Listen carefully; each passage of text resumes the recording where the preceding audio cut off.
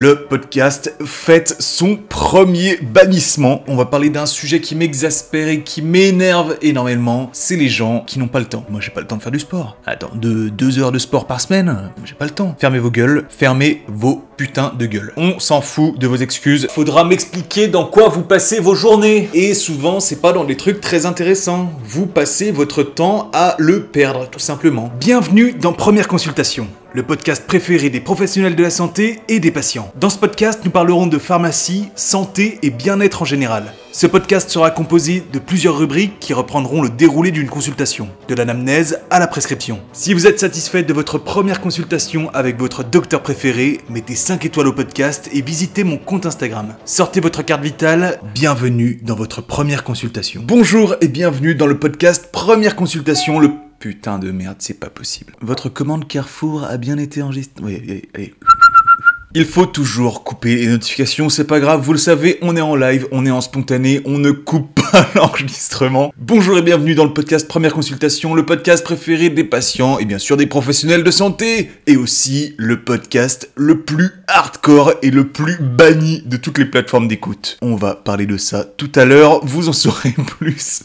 On va passer à nouveau 1h30, 2 heures ensemble, avec du contenu intéressant et divertissant en matière de santé. Aujourd'hui, on a pas mal de pain sur la planche, on va faire une intro assez courte. Dans la première rubrique, on va revenir rapidement sur mes dernières news, et notamment le podcast qui a été banni. Je vous en dirai plus. On va aussi parler d'actualité en santé, celle que vous m'avez envoyée, celle que moi j'ai trouvée de mon côté. Et donc on va parler de l'interdiction des puffs. Si vous ne savez pas ce que c'est une puff, vous avez probablement plus de 25 ans.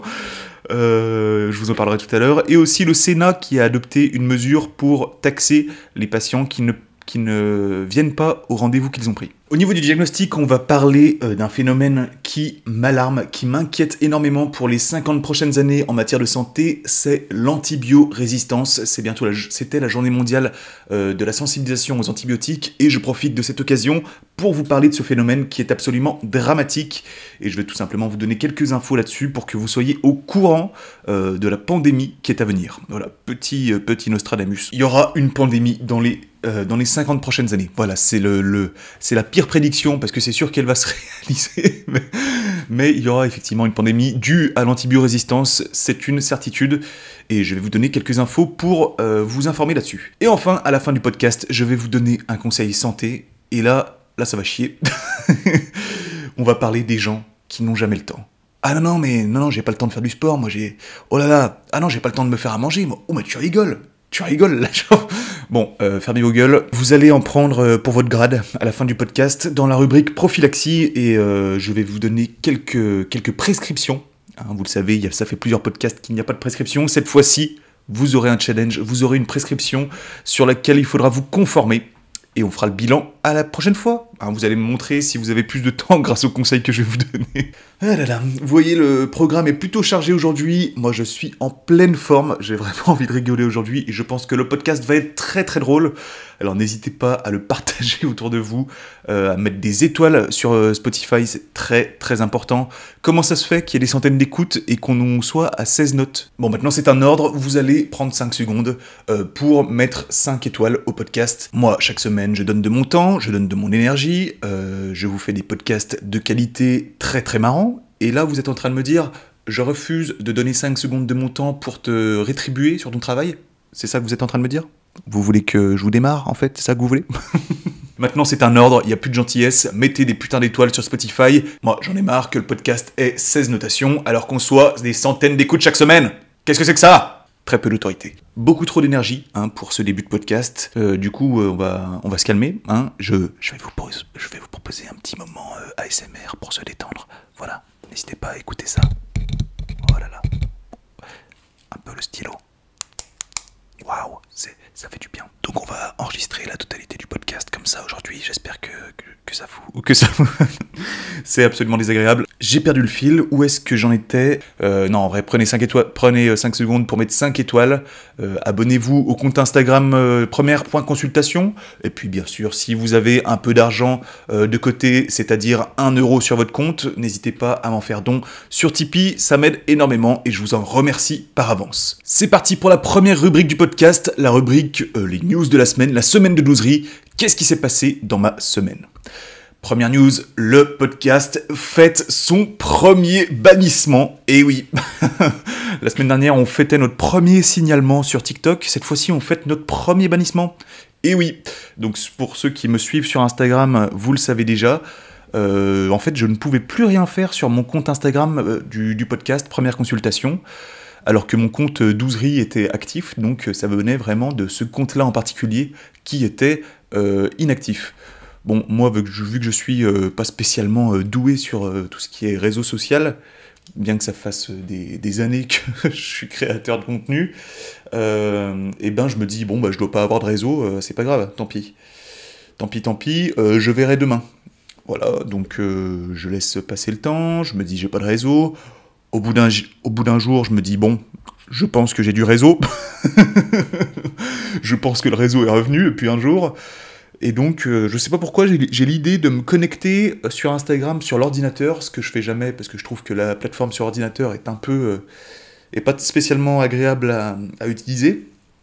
Et donc, quand je me connecte sur mon ordi, là, je découvre un message qui dit « Votre compte a été bloqué. Merci de faire une réclamation si vous voulez continuer à l'utiliser. » Génial! Bon, première nouvelle, du coup, mon compte a été banni. Pourquoi? Je n'en sais rien, je n'ai rien dit d'hardcore, je n'ai pas insulté personne, je n'ai pas suivi 700 personnes à la minute, je n'ai rien fait de spécialement dérangeant pour la plateforme Instagram. Et donc, fort heureusement, tu as la possibilité de voir qu'est-ce que tu as fait pour être banni. Hein, c'est la moindre des choses quand tu es accusé, de savoir de quoi tu es accusé. Et en l'occurrence, on a signalé mon compte suite à un commentaire qui a été considéré problématique. Alors je vais vous citer ce commentaire et vous allez me dire si il est réellement problématique ou non. Alors j'ai commenté la publication de quelqu'un, je ne vais pas donner son nom parce que c'est certainement cette personne qui m'a signalé. Et ça pourrait vous donner trop d'indications sur le créateur de contenu en l'occurrence, le ou la créatrice d'ailleurs. Alors je cite mon commentaire qui intervient du coup sous la publication de ce créateur. Cette créatrice. Je veux pas donner l'indice. 2 points, ouvrez les guillemets. Merci, très important ton post. J'ai d'ailleurs fait une analyse du même sujet dans mon dernier podcast si ça peut t'intéresser. Fermez les guillemets, est-ce que ce commentaire est désagréable? Est-ce qu'il est haineux? Est-ce qu'il est injurieux? C'est pour ce commentaire et pas pour un autre que j'ai été bloqué, que mon compte a été bloqué pendant plus d'1 jour. Dites-moi ce que vous en pensez. Est-ce qu'il est hardcore? Est-ce que vous le trouvez problématique? En vérité, je vais vous le dire, effectivement, j'ai fait la pub de mon podcast sous une publication dans les commentaires, donc je comprends que c'est un peu chiant, parce que moi, à chaque fois que quelqu'un fait sa pub pour sa chaîne YouTube, dans les commentaires de ma vidéo ou sous mes publications Instagram, je supprime le commentaire, parce que effectivement, ça m'emmerde que quelqu'un fasse la pub de son compte sous mes publications. Ça, je le conçois parfaitement. Mais par contre, signaler mon compte, vous êtes des malades mentaux. Vous êtes des oufs. Surtout que mon commentaire, je fais ma pub, d'accord, mais ça a un rapport direct avec la publication. C'est-à-dire que mon analyse, qui est en l'occurrence pas du même avis que celle que la personne proposait, eh bien, elle est en contradiction avec celle-là. Donc ça ajoutait vraiment une plus-value à sa publication. Alors, oui, effectivement, je fais ma pub, mais ça a un réel intérêt. C'est pas comme si j'allais dire « Bonjour à tous, n'hésitez pas à vous abonner à mon compte ». Non, ça pue la merde, évidemment, ça c'est naze, et il faut supprimer le commentaire. Là, c'était pas ça. Là, j'ajoutais vraiment une plus-value à sa publication. Donc, vraiment, je l'ai mal pris, parce que mon compte a été bloqué, et que je n'ai rien dit de problématique. Si cette personne considérait que mon commentaire était problématique, elle n'avait qu'à le supprimer. Et pas le signaler. Ou alors me contacter en message privé en m'expliquant la situation, excuse-moi, je trouve que ton commentaire il est un peu déplacé, etc. Et j'aurais supprimé mon commentaire. Putain, mais signaler le compte, je sais pas si vous vous rendez compte de la violence quand t'es créateur de contenu sur Instagram, de la violence du truc, tu te fais supprimer ton compte, tu ne peux plus rien faire, tu ne peux plus travailler. Bon, moi ça va que j'ai une autre un autre travail à côté, donc c'est pas ma source de revenus, mais c'est extrêmement violent ce qu'elle a fait. Et cette personne, en l'occurrence, vous la connaissez tous, hein, c'est une personne qui intervient régulièrement sur Instagram. Je vais pas donner de nom parce que j'ai pas envie de faire de délation, là, parce que moi, j'ai plus 4 ans et demi d'âge mental. Bref, c'est comme ça, c'est passé. Si cette personne écoute le podcast, je t'en ai voulu quelques minutes, j'étais un peu énervé de découvrir que c'était pour ça, mais ne t'inquiète pas, je t'en veux pas. Bon, n'hésite pas à faire un peu de yoga, un peu de méditation le matin quand tu te réveilles, histoire d'être un peu moins énervé, quoi, hein, histoire de moins signaler les gens à tout va. Donc voilà, bienvenue sur le podcast le plus hardcore et le plus signalé de France. C'est pour ça, les amis, quand je vous demande de mettre des étoiles sur Spotify, c'est aussi pour ça. Parce que ça me permet d'être mieux référencé, de mieux être calculé par les plateformes YouTube, Spotify, etc., Instagram, tout simplement pour avoir un meilleur référencement, pour être de plus en plus connu et éviter les bannissements à tout va. Voilà, tout simplement. Donc n'hésitez pas à me soutenir en vous abonnant, en mettant des étoiles, etc. Vous connaissez la chanson. Bref, on passe à une actu un peu d'un registre différent, voilà, un peu plus rigolote. Au dernier podcast, je vous disais, je suis allé au cinéma, ça n'arrive jamais, et cette fois-ci, je suis allé au cinéma, et bien devinez quoi ? Je suis retourné au cinéma. Donc je ne peux plus dire que je vais jamais au cinéma, parce qu'en l'occurrence, j'y vais 2 fois par mois en ce moment. Voilà. Donc je suis allé voir le film sur Napoléon de Ridley Scott avec Joaquin Phoenix. C'était vraiment bien, Moi, vous le savez peut-être, je suis un fan de cette époque, de l'époque impériale, du Premier Empire. J'aime beaucoup cette époque. Et j'attendais beaucoup de ce film, du coup, parce que c'est une sorte de biopic sur Napoléon, donc c'est quelque chose qui était censé me plaire. C'était vraiment bien, mais pas à la hauteur, finalement. Il y a une sorte de sentiment d'inachevé sur ce film, que je vous encourage quand même à aller voir, parce que c'est vraiment très sympa à regarder, si on ne connaît pas Napoléon, et si on veut en savoir un peu plus sur son histoire. C'est vraiment bien, mais il y a un petit il manque quelque chose, quoi. Puis le film tourne beaucoup autour de l'histoire d'amour qu'il a eue avec Joséphine, sa femme, l'impératrice, certainement la seule histoire d'amour qu'il a pu avoir réellement. Voilà, donc ça c'est joli, c'est vraiment émouvant, mais je suis pas sûr que ce soit c'est la posture que le réalisateur a choisi d'adopter, mais je suis pas sûr que ce soit la plus pertinente quand on veut faire un biopic sur la vie de Napoléon. Et puis aussi, il y a les scènes de bataille, c'est n'importe quoi. La scène sur Austerlitz, ça ne s'est pas du tout passé comme ça. Voilà, historiquement, il y a des grands trucs à redire. Mais c'est plutôt un bon film, donc je vous encourage quand même à aller le voir si ça vous intéresse. Et vous faire votre propre avis sur Napoléon, qui est souvent à la source de diverses critiques, diverses et variées, donc n'hésitez pas à aller voir ce film pour vous faire votre propre avis et arrêter d'écouter des journaux qui vous dictent votre façon de penser. Bref. On passe à la news suivante, c'est l'automne et bientôt l'hiver, et c'est surtout la saison des champignons, la saison des balades en forêt. Et en tant que docteur en pharmacie, je voulais faire un petit avertissement quand même, hein, parce que chaque année, il y a des gens qui s'empoisonnent. Donc n'hésitez pas à aller voir votre pharmacien pour connaître si vous pouvez manger ou non les champignons que vous avez ramassés. C'est leur rôle aux pharmaciens, ils vous diront si oui ou non les champignons que vous avez pu ramasser dans la forêt sont comestibles ou si justement ils sont toxiques et il faut éviter de les manger. Voilà, pour que vous évitiez de vous faire une petite omelette à la manite. Non, en vrai, c'est leur rôle aux pharmaciens. Il y a plein de champignons en forêt, il y en a plein qui sont comestibles, il y en a plein qui ne sont pas comestibles, donc n'hésitez pas à vous rendre en pharmacie pour connaître si vous pouvez ou non manger les champignons que vous avez récoltés. Et puis formez-vous à la mycologie, vraiment, moi j'ai eu aucun cours de mycologie pour reconnaître les champignons, et c'est un regret. Je pense que je me formerai à l'avenir, parce que je crois que la mycologie, c'est le cœur du métier. C'est que les gens vont pas vous interroger, quand vous allez arriver à la pharmacie, les gens vont pas vous interroger sur la bioproduction, sur les biothérapies, ils vont vous interroger sur des choses simples. Ils vont pas vous dire « Excuse-moi, tu peux m'expliquer le système SRAA ? Je comprends pas vraiment au niveau du système rénine-angiotensine. Tu peux m'expliquer ?» Non, ils vont pas vous poser ça. Ils vont vous demander c'est quoi le diabète ? C'est quoi les plaques rouges que j'ai sur ma peau ? Est-ce que je peux manger ces champignons ? Voilà, formez-vous à des choses pratiques en pharmacie.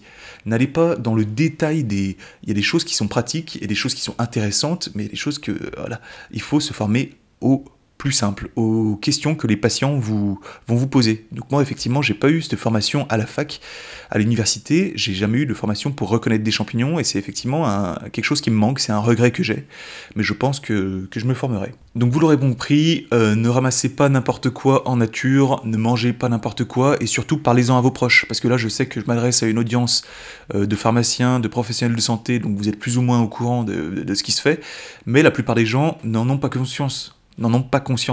Donc parlez-en autour de vous, faites un peu de sensibilisation, et si ça vous intéresse, si l'univers des champignons vous intéresse, je vous recommande un compte Instagram qui est magnifique, qui fait de super belles photos de champignons, qui vulgarise un peu tout cet univers de la mycologie. C'est le compte Instagram qui s'appelle Pied de Mouton, avec des tirets du bas entre chaque mot, Pied de Mouton. Allez voir ça parce que vraiment c'est très très très joli. Je salue la personne qui tient ce compte, je ne connais pas ton prénom, on a déjà échangé, elle est vraiment très sympa.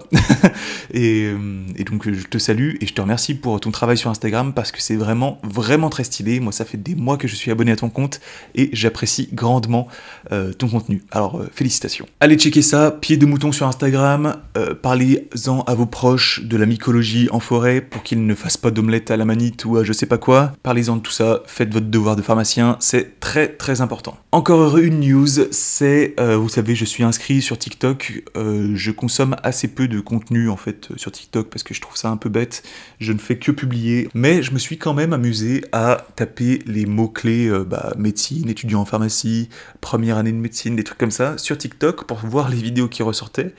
Quelle ne fut pas ma surprise de voir que les TikTok d'aujourd'hui, c'est exactement les mêmes que ceux que je faisais en 2014 sur Vine. Mince alors. Par exemple, en 2014, j'ai fait une vidéo où j'empilais tous mes cours un à un sur la table, et pour dire en gros au terminal de bien réfléchir avant de s'orienter en première année de santé, en leur montrant la masse de travail que ça représentait. Quelle ne fut pas ma surprise de remarquer qu'il y a des dizaines de personnes qui ont fait exactement le même TikTok que moi. Excusez-moi, mais je vous soupçonne de plagiat. Ce n'est pas très grave, je ne vous en veux pas, servez-vous dans mes vines plagiées, hein, mais n'hésitez pas à me mentionner quand vous le faites, ça fait toujours plaisir, parce que n'oubliez pas que je suis l'unique boss de la première année, hein.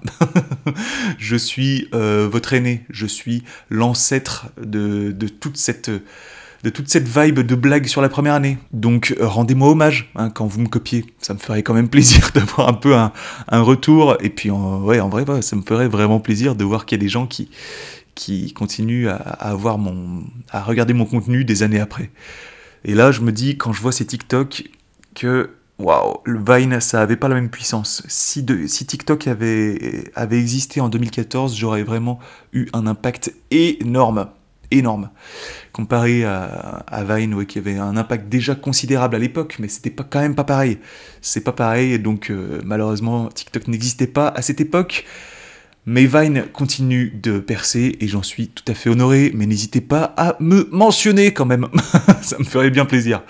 Allez, c'est tout pour cette première rubrique, on passe à la rubrique numéro 2, la rubrique de l'anamnèse, dans laquelle je vous parle de mes expériences personnelles. Et vous vous souvenez, dans le podcast précédent, il y a quelqu'un qui m'accusait d'être chrétien, qui me disait « Toi, ton discours n'est pas neutre puisque tu es chrétien, machin ». Effectivement, je suis chrétien, et donc dans mes stories Instagram dernièrement, je vous ai demandé quelle expérience personnelle vous voudriez que je vous partage. Donc je vous ai donné plusieurs choix, et vous avez voté en majorité pour le sujet de la religion. Vous voulez que je vous parle de religion dans ce podcast, donc je vais vous parler de mon expérience avec la religion, qui est, ma foi, tout à fait curieuse, vraiment particulière, parce que j'ai un rapport plutôt curieux à la religion, j'ai une histoire qui n'est pas du tout, qui est plutôt originale, donc qui n'est pas du tout dans les normes, donc je vais vous raconter tout ça, et puis en plus avec les fêtes de fin d'année, avec Noël qui approche, je pense que ça vous permettra peut-être d'avoir un a priori différent sur les fêtes religieuses qui vont arriver, et qui sont malheureusement souvent dénuées de tout sens aujourd'hui, à mon grand regret.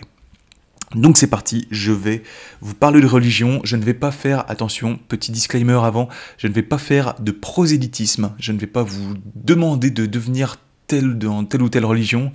Je ne suis pas prêtre, moi, je donne juste mon avis personnel, que vous avez été nombreux à me demander sur Instagram, donc je vous donne mon avis, mais si ça ne vous intéresse pas, c'est tout à fait d'accord, je ne vous juge en aucun cas, je vous laisse regarder le sommaire de l'émission et vous référer du coup à la rubrique numéro 3 pour accéder à une rubrique qui vous intéressera peut-être davantage. Donc c'est parti pour cette rubrique anamnèse sur la religion et moi. Donc pour revenir au commencement, moi je ne suis pas né dans une famille particulièrement croyante ou particulièrement pratiquante. En fait, j'ai été baptisé quand j'étais enfant, du coup en 1996, mais c'est tout, je n'ai pas fait de catéchisme, je n'ai pas fait de première communion, on n'allait jamais à la messe, on n'allait même pas à la messe de Noël. En fait, j'ai une famille comme bon nombre de familles françaises aujourd'hui, qui ont un sous-jacent de religion dans leur famille, par tradition, par héritage, etc., mais qui ne pratiquent pas réellement leur religion. Voilà. Comme c'est souvent le cas dans 90% des familles françaises aujourd'hui. Il y a un sous-jacent de religion, mais qui n'est pas mis en avant, qui n'est pas pratiqué. Donc voilà, moi, en l'occurrence, j'ai été baptisé en 96, et c'est tout. Donc voilà, les années passent, des vingtaines d'années passent, et le déclic vient vraiment à la fac, à 22 ans. Donc pour ceux qui me connaissent assez mal, moi j'étais vraiment le cliché de l'étudiant de la fac. Donc un étudiant, c'est quoi? C'est quelqu'un qui vit dans une sorte de débauche, de beuverie, c'est-à-dire des soirées quotidiennes. Je parle vraiment des étudiants en santé, hein. C'est quand même une catégorie à part d'étudiants. Voilà, les étudiants en santé, c'est vraiment la débauche, avec la beuverie, l'alcool, le tabac, tout ce qui va avec. Je vais pas vous faire de dessin. Et puis donc là, c'était vraiment du n'importe quoi ma vie. Il y avait rien de bien en fait.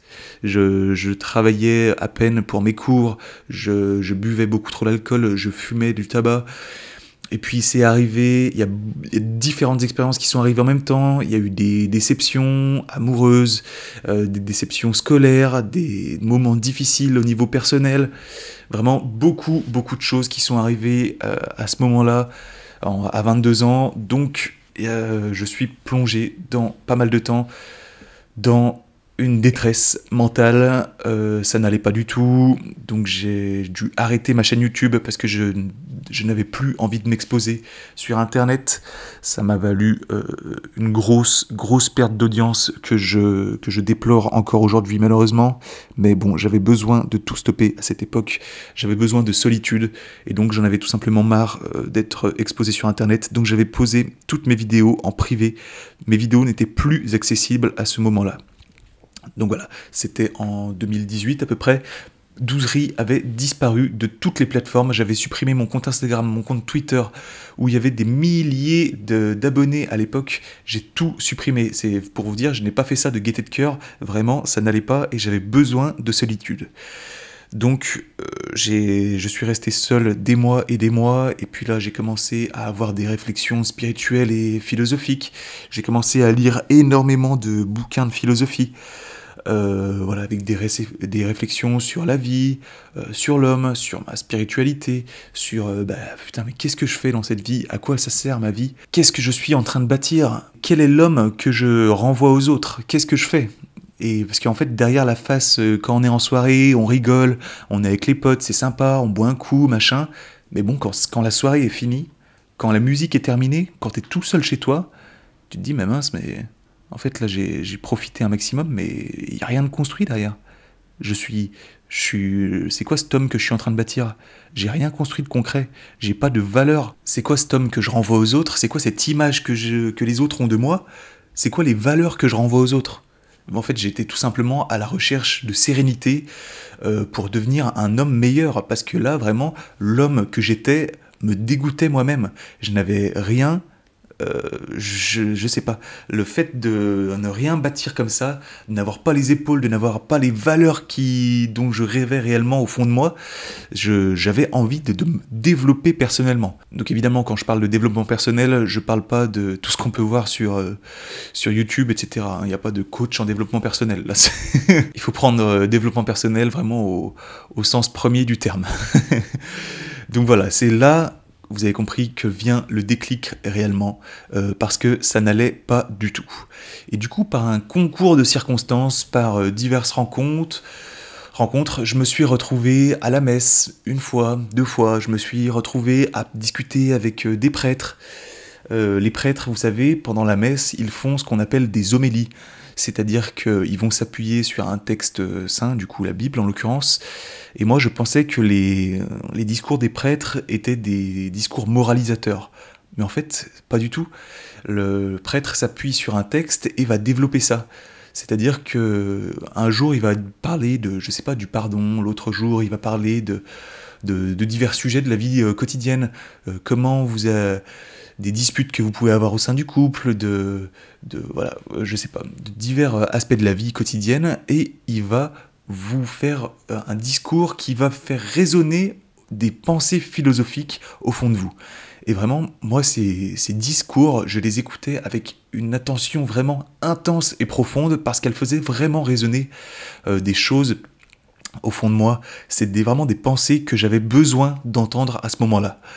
Et ça répondait exactement aux attentes à cette époque, mes attentes de développement, de solitude, j'avais besoin d'entendre de sérénité que je recherchais à cette époque-là où j'étais complètement perdu. Et vraiment, j'ai jamais rencontré des personnes aussi intéressantes que les prêtres. Ils m'ont toujours vraiment passionné et impressionné par leur capacité de réflexion, leur capacité de discussion sur la vie, sur différents sujets spirituels, philosophiques. C'est des personnes qui sont vraiment très, très intéressantes à discuter. Et personnellement, les plus intéressantes que j'ai pu rencontrer dans ma vie. Et donc, tout ce cheminement, toutes ces différentes participations aux homélies, aux messes, etc., les discussions avec le curé, jusqu'au 16 octobre 2022, où je réalise ma première communion.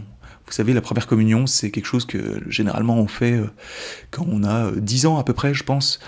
Et moi, je l'ai fait du coup quand j'avais 26 ans. Donc plutôt inhabituel, j'ai envie de dire. Mais c'était vraiment la consécration pour moi. C'était le point final de ma foi. Parce que sans cette première communion, j'avais l'impression qu'il me manquait quelque chose. Donc j'étais vraiment... c'était l'aboutissement de ma foi. J'étais très content de recevoir cette première communion.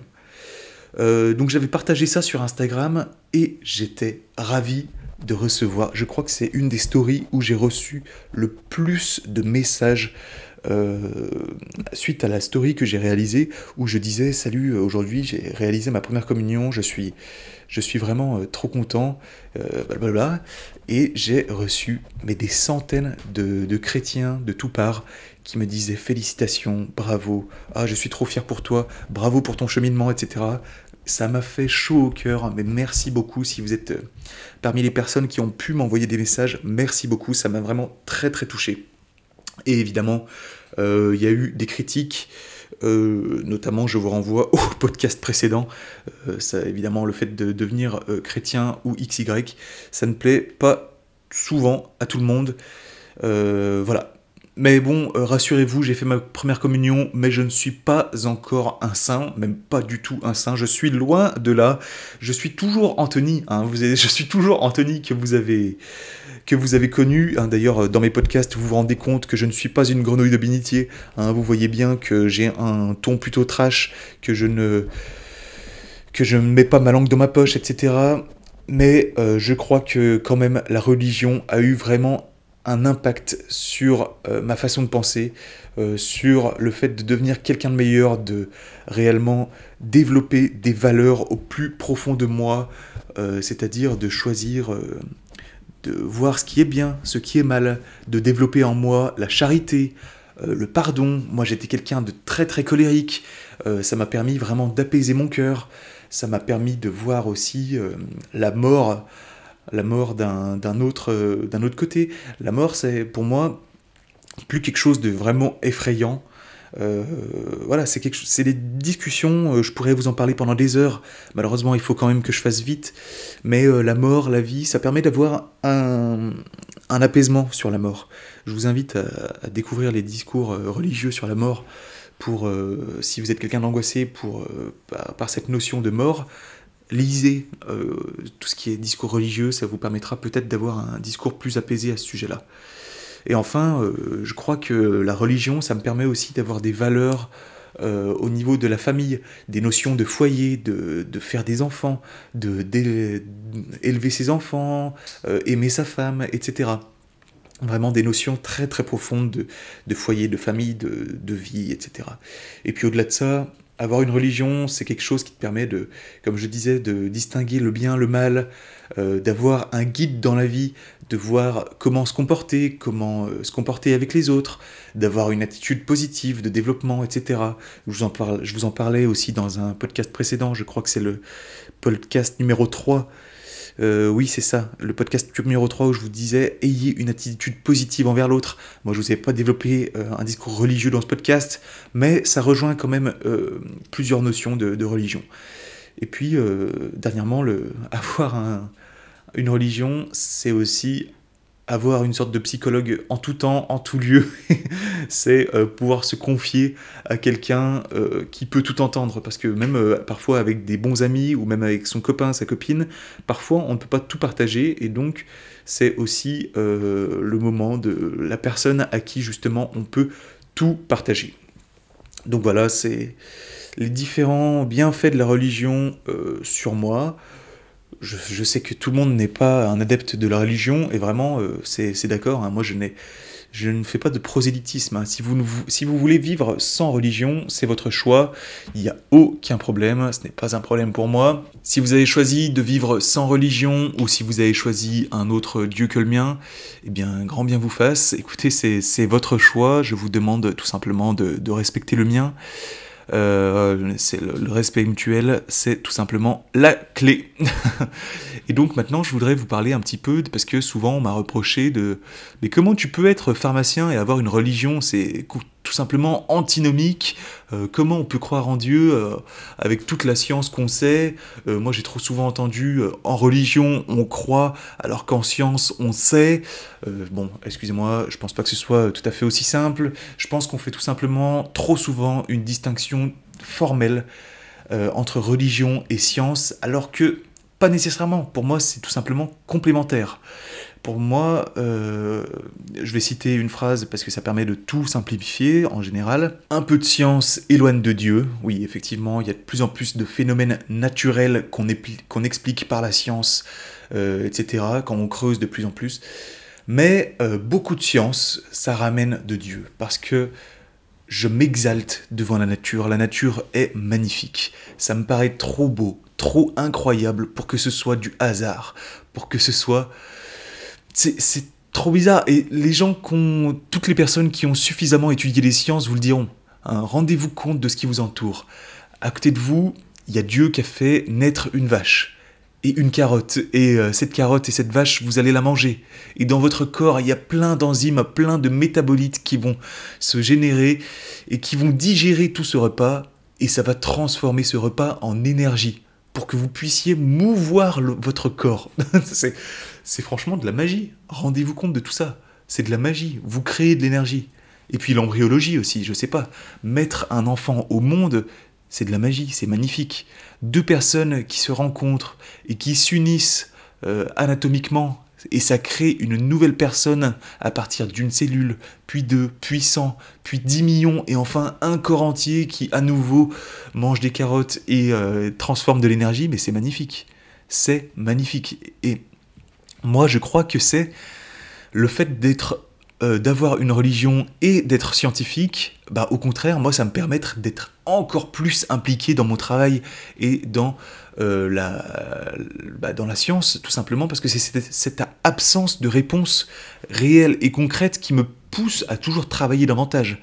Moi, je pense réellement que science et religion sont non seulement compatibles, mais je pense réellement que ça un bienfait, tout simplement, pour notre travail. Donc bien souvent, on va entendre les gens qui vont dire « Ah non, non, mais moi, il n'y a pas de religion, moi, j'ai un esprit vraiment cartésien ». Déjà, Descartes, le mot cartésien, s'il y avait un de Descartes, et Descartes, il est surtout connu pour avoir prouvé l'existence de Dieu. Hein. Je ne sais pas si le mot cartésien est tout à fait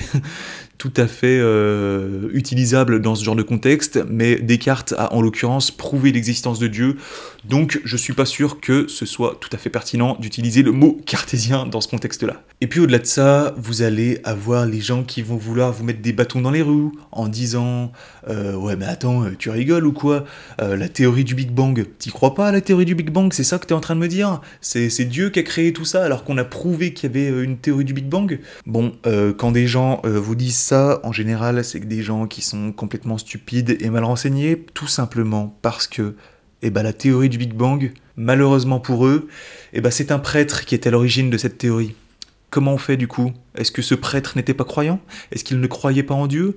Mince alors, monsieur Georges Lemaître, le père Lemaître, qui est à l'origine de la théorie du Big Bang. Donc excusez-moi, mais c'est quand même la preuve que religion et Big Bang, c'est tout à fait compatible. Hein. Et puis au-delà de ça, on va vous dire « Ah mais attends, la théorie de l'évolution, d'accord pour la théorie du Big Bang, mais c'est pour la théorie de l'évolution. Toi, moi je crois à Darwin, mais toi tu vas croire à la Bible, tu vas dire que c'est Adam et Ève qui sont à l'origine de tout ça ?» Bon, Jean-Paul II, l'ancien pape, croit lui-même en la théorie de l'évolution, et il avait dit quelque chose comme quoi il fallait y croire, hein, parce que c'était une sorte d'évidence. En fait, ça ne parle pas du tout de la même chose. Darwin, il vous parle de l'apparition du corps humain, alors que la Bible va vous parler de l'âme humaine, l'apparition de l'âme humaine. Ça n'a rien à voir, renseignez-vous un petit peu, si vous voulez critiquer la religion, vraiment, renseignez-vous, parce que c'est souvent les mêmes critiques en fait qui reviennent, et c'est un peu usant en fait, parce que, bref. Mais pour conclure, j'ai envie de dire, croyez en Dieu, ne croyez pas en Dieu, faites comme vous voulez, mais essayez de vous demander, est-ce que vous pensez que Dieu, ça apporte quelque chose de bénéfique dans nos vies ? Bon, moi en l'occurrence je pense que oui, vous êtes libre de penser que non, mais j'aimerais accentuer mon propos en disant que aucune civilisation qui ait existé jusqu'alors, que ce soit les Mayas, les peuples africains, les peuples gaulois, égyptiens, etc., tous ont eu des divinités, tous. Donc je crois que en fait, avoir une religion, c'est tout simplement une nécessité. Si ça a traversé les âges comme ça, même aujourd'hui, à l'ère de la science, c'est tout simplement que c'est une nécessité pour l'homme d'avoir une transposition divine, quelque chose qui le transcende, qui est au-delà de lui. Je pense que c'est tout simplement une nécessité, mais vous êtes libre de penser que non. Et pour finir, j'aimerais vous dire qu'aujourd'hui, la religion a effectivement disparu de nos vies en grande majorité et de nos sociétés. Et je crois que c'est à l'origine de pas mal de problèmes dans la société. C'est à l'origine de la morosité ambiante, des gens qui vont pas voir la vie du bon côté, des gens qui... Voilà, je pense que la religion apportait beaucoup aux gens qui vivaient dans les siècles précédents, parce que les gens étaient beaucoup plus croyants à l'époque, et je pense que ça leur apportait beaucoup, qu'il n'y avait pas cette morosité ambiance qu'il y a aujourd'hui, parce qu'aujourd'hui, il n'y a ni religion, ni politique pour mettre vraiment un cadre dans les valeurs que les hommes devraient respecter, et je pense que c'est un manque, en fait. Il n'y a ni politique, ni manque qui nous dicte vraiment notre façon de conduire, à part à travers des lois, etc., mais je pense que c'est quand même différent. Et c'est vraiment différent, et je crois que c'est un manque, et que les gens recherchent cette transcendance. Les gens ont besoin de transcendance, et ils se rattachent à des combats, vu qu'il n'y a plus la religion, ils se rattachent à d'autres combats. Je sais pas, des combats de politique de façon exacerbée, ils vont se rattacher à des causes des influenceurs, comme si c'était la nouvelle religion. Ils vont se rattacher à des influenceurs et les défendre bec et ongles. Voilà, je pense que vraiment les gens ont besoin de transgression, de contempler quelque chose de plus grand qu'eux, mais qu'ils ne retrouvent pas ce qu'ils cherchent dans les religions habituelles. Et là, je pense que du coup, l'Église, etc., ont un gros travail à mener pour tout simplement moderniser les pratiques et ramener les gens à la religion. Et je pense que c'est tout simplement la faute des églises si les fidèles ne pratiquent plus. Je suis désolé, je crois qu'ils ont merdé quelque part, parce que les gens étaient croyants et pratiquants à, je sais pas, 80% avant, et aujourd'hui c'est quoi, moins de 10%, c'est une catastrophe. Comment ils ont pu merder pour que l'Église ait une importance considérable dans la société, et évidemment il y a la République qui est passée par là, mais je sais pas. Je pense qu'il y a un gros travail à réaliser à ce niveau-là. Donc, qu'est-ce que je vous recommande ? Je vous recommande d'aller à la messe ou à l'office si vous êtes d'une autre religion. Donc voilà, allez à la messe, écoutez les discours des prêtres si vous êtes actuellement en recherche de philosophie, de spiritualité, etc. Au pire, qu'est-ce que vous risquez en fait ? Qu'est-ce que vous risquez ? Au pire, vous aurez perdu 1 heure de votre temps, et au mieux, vous aurez gagné énormément de sérénité dans votre vie. J'en suis tout simplement le témoin. Alors je vous encourage à aller à la messe. Demandez à Dieu quelque chose qui vous arrive aujourd'hui. Demandez-lui de vous amener un travail qui vous convienne. Demandez-lui de vous amener un ou une chérie qui va partager votre vie. Voilà. Demandez-lui et peut-être que vous aurez. Au pire, vous aurez perdu votre temps. Et au mieux, vous aurez. Au mieux, vous obtiendrez. Alors, je sais pas. Perdez votre temps ou changez votre vie à jamais. Faites comme vous voulez, mais respectez les gens qui croient, respectez les gens qui ont choisi de croire en une autre religion. Et moi je respecte les gens qui ont choisi de ne pas croire et de croire en une autre religion. Je vous demande de faire la même chose avec moi. Voilà, c'est tout. J'espère que je me mets un petit peu à nu. Écoutez, c'est compliqué de parler de ça, vous le savez, c'est un gros risque à nouveau. Parler de politique, de religion, c'est toujours très délicat. Donc je me mets à nu, c'est un sujet avec lequel je suis un peu sensible et pudique. J'ai choisi d'en parler de façon publique. Donc j'espère que ça vous a plu et que vous en serez, pour le moins, pour que vous aurez un a priori sur la religion différent. C'est pas aussi ringard que ce que vous pouvez croire. Donc faites-vous votre propre avis. Ne croyez pas les clichés. Visitez les églises. Allez à l'église, participer aux messes, etc. Et peut-être que vous en serez changé à tout jamais. Mais n'ayez pas de discours moralisateur, n'ayez pas d'a priori aussi catégorique que tout le monde peut en avoir aujourd'hui sur l'église. Il y a énormément de jeunes à l'église aujourd'hui, il vous suffit tout simplement de bien choisir sa paroisse. Je vous garantis qu'il y a un renouveau de l'église.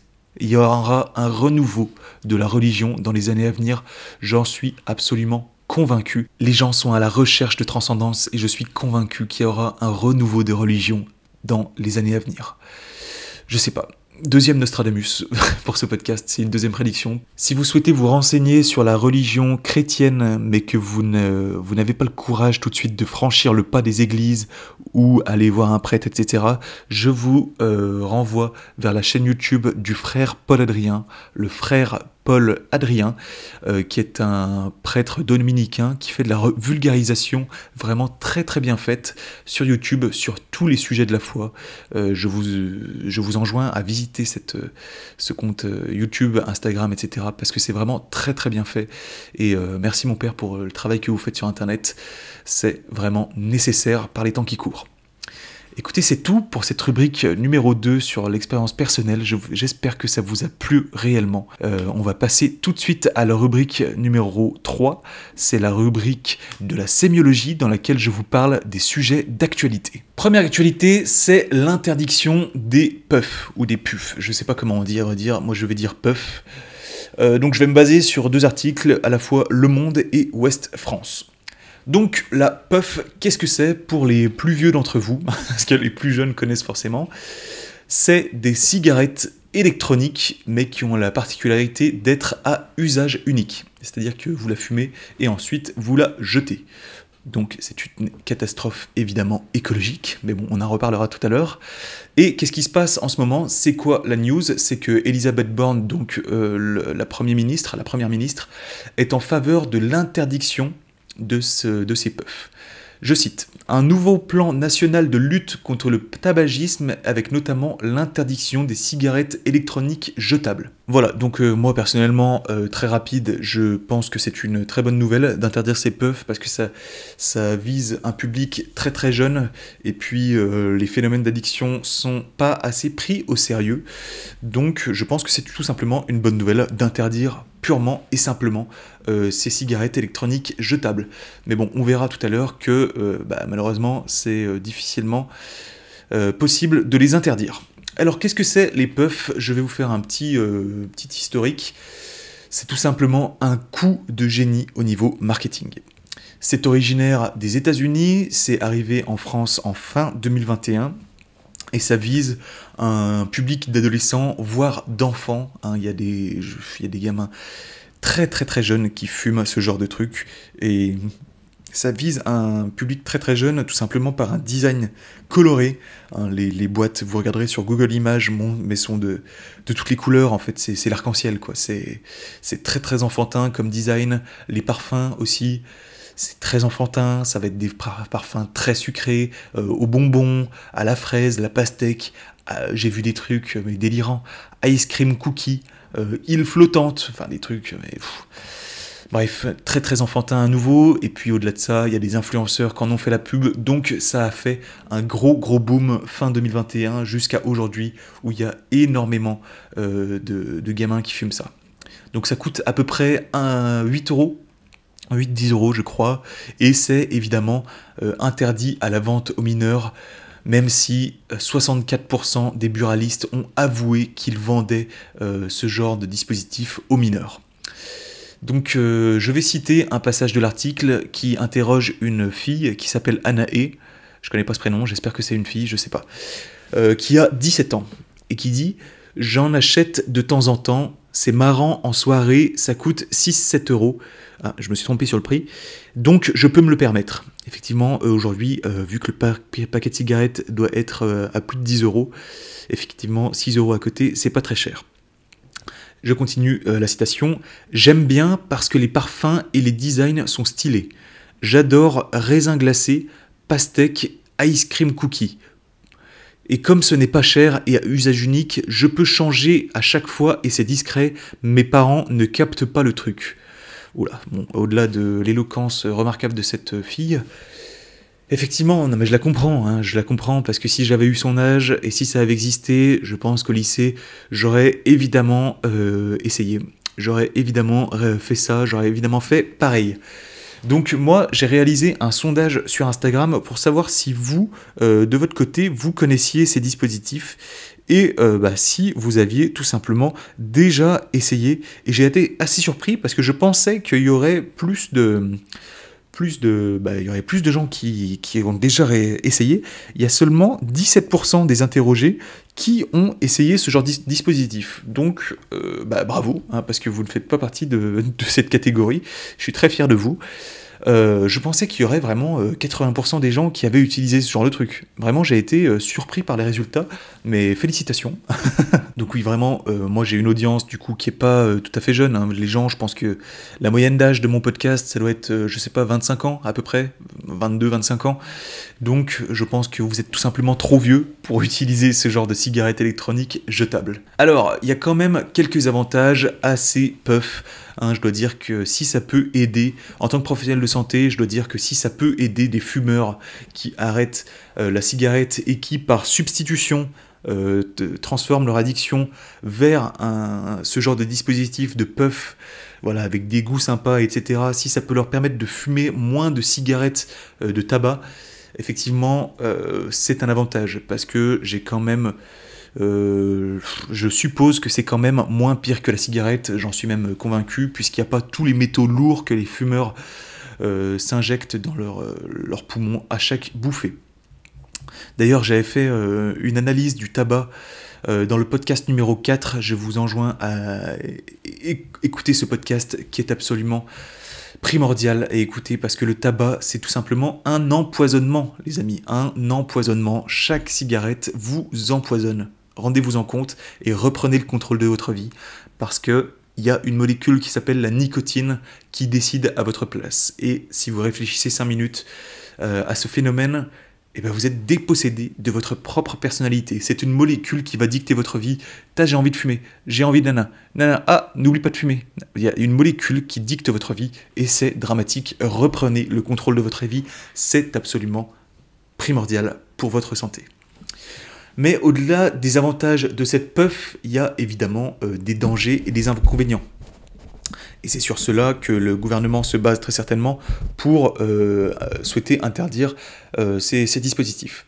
Donc, la dangerosité, c'est tout simplement que c'est jetable.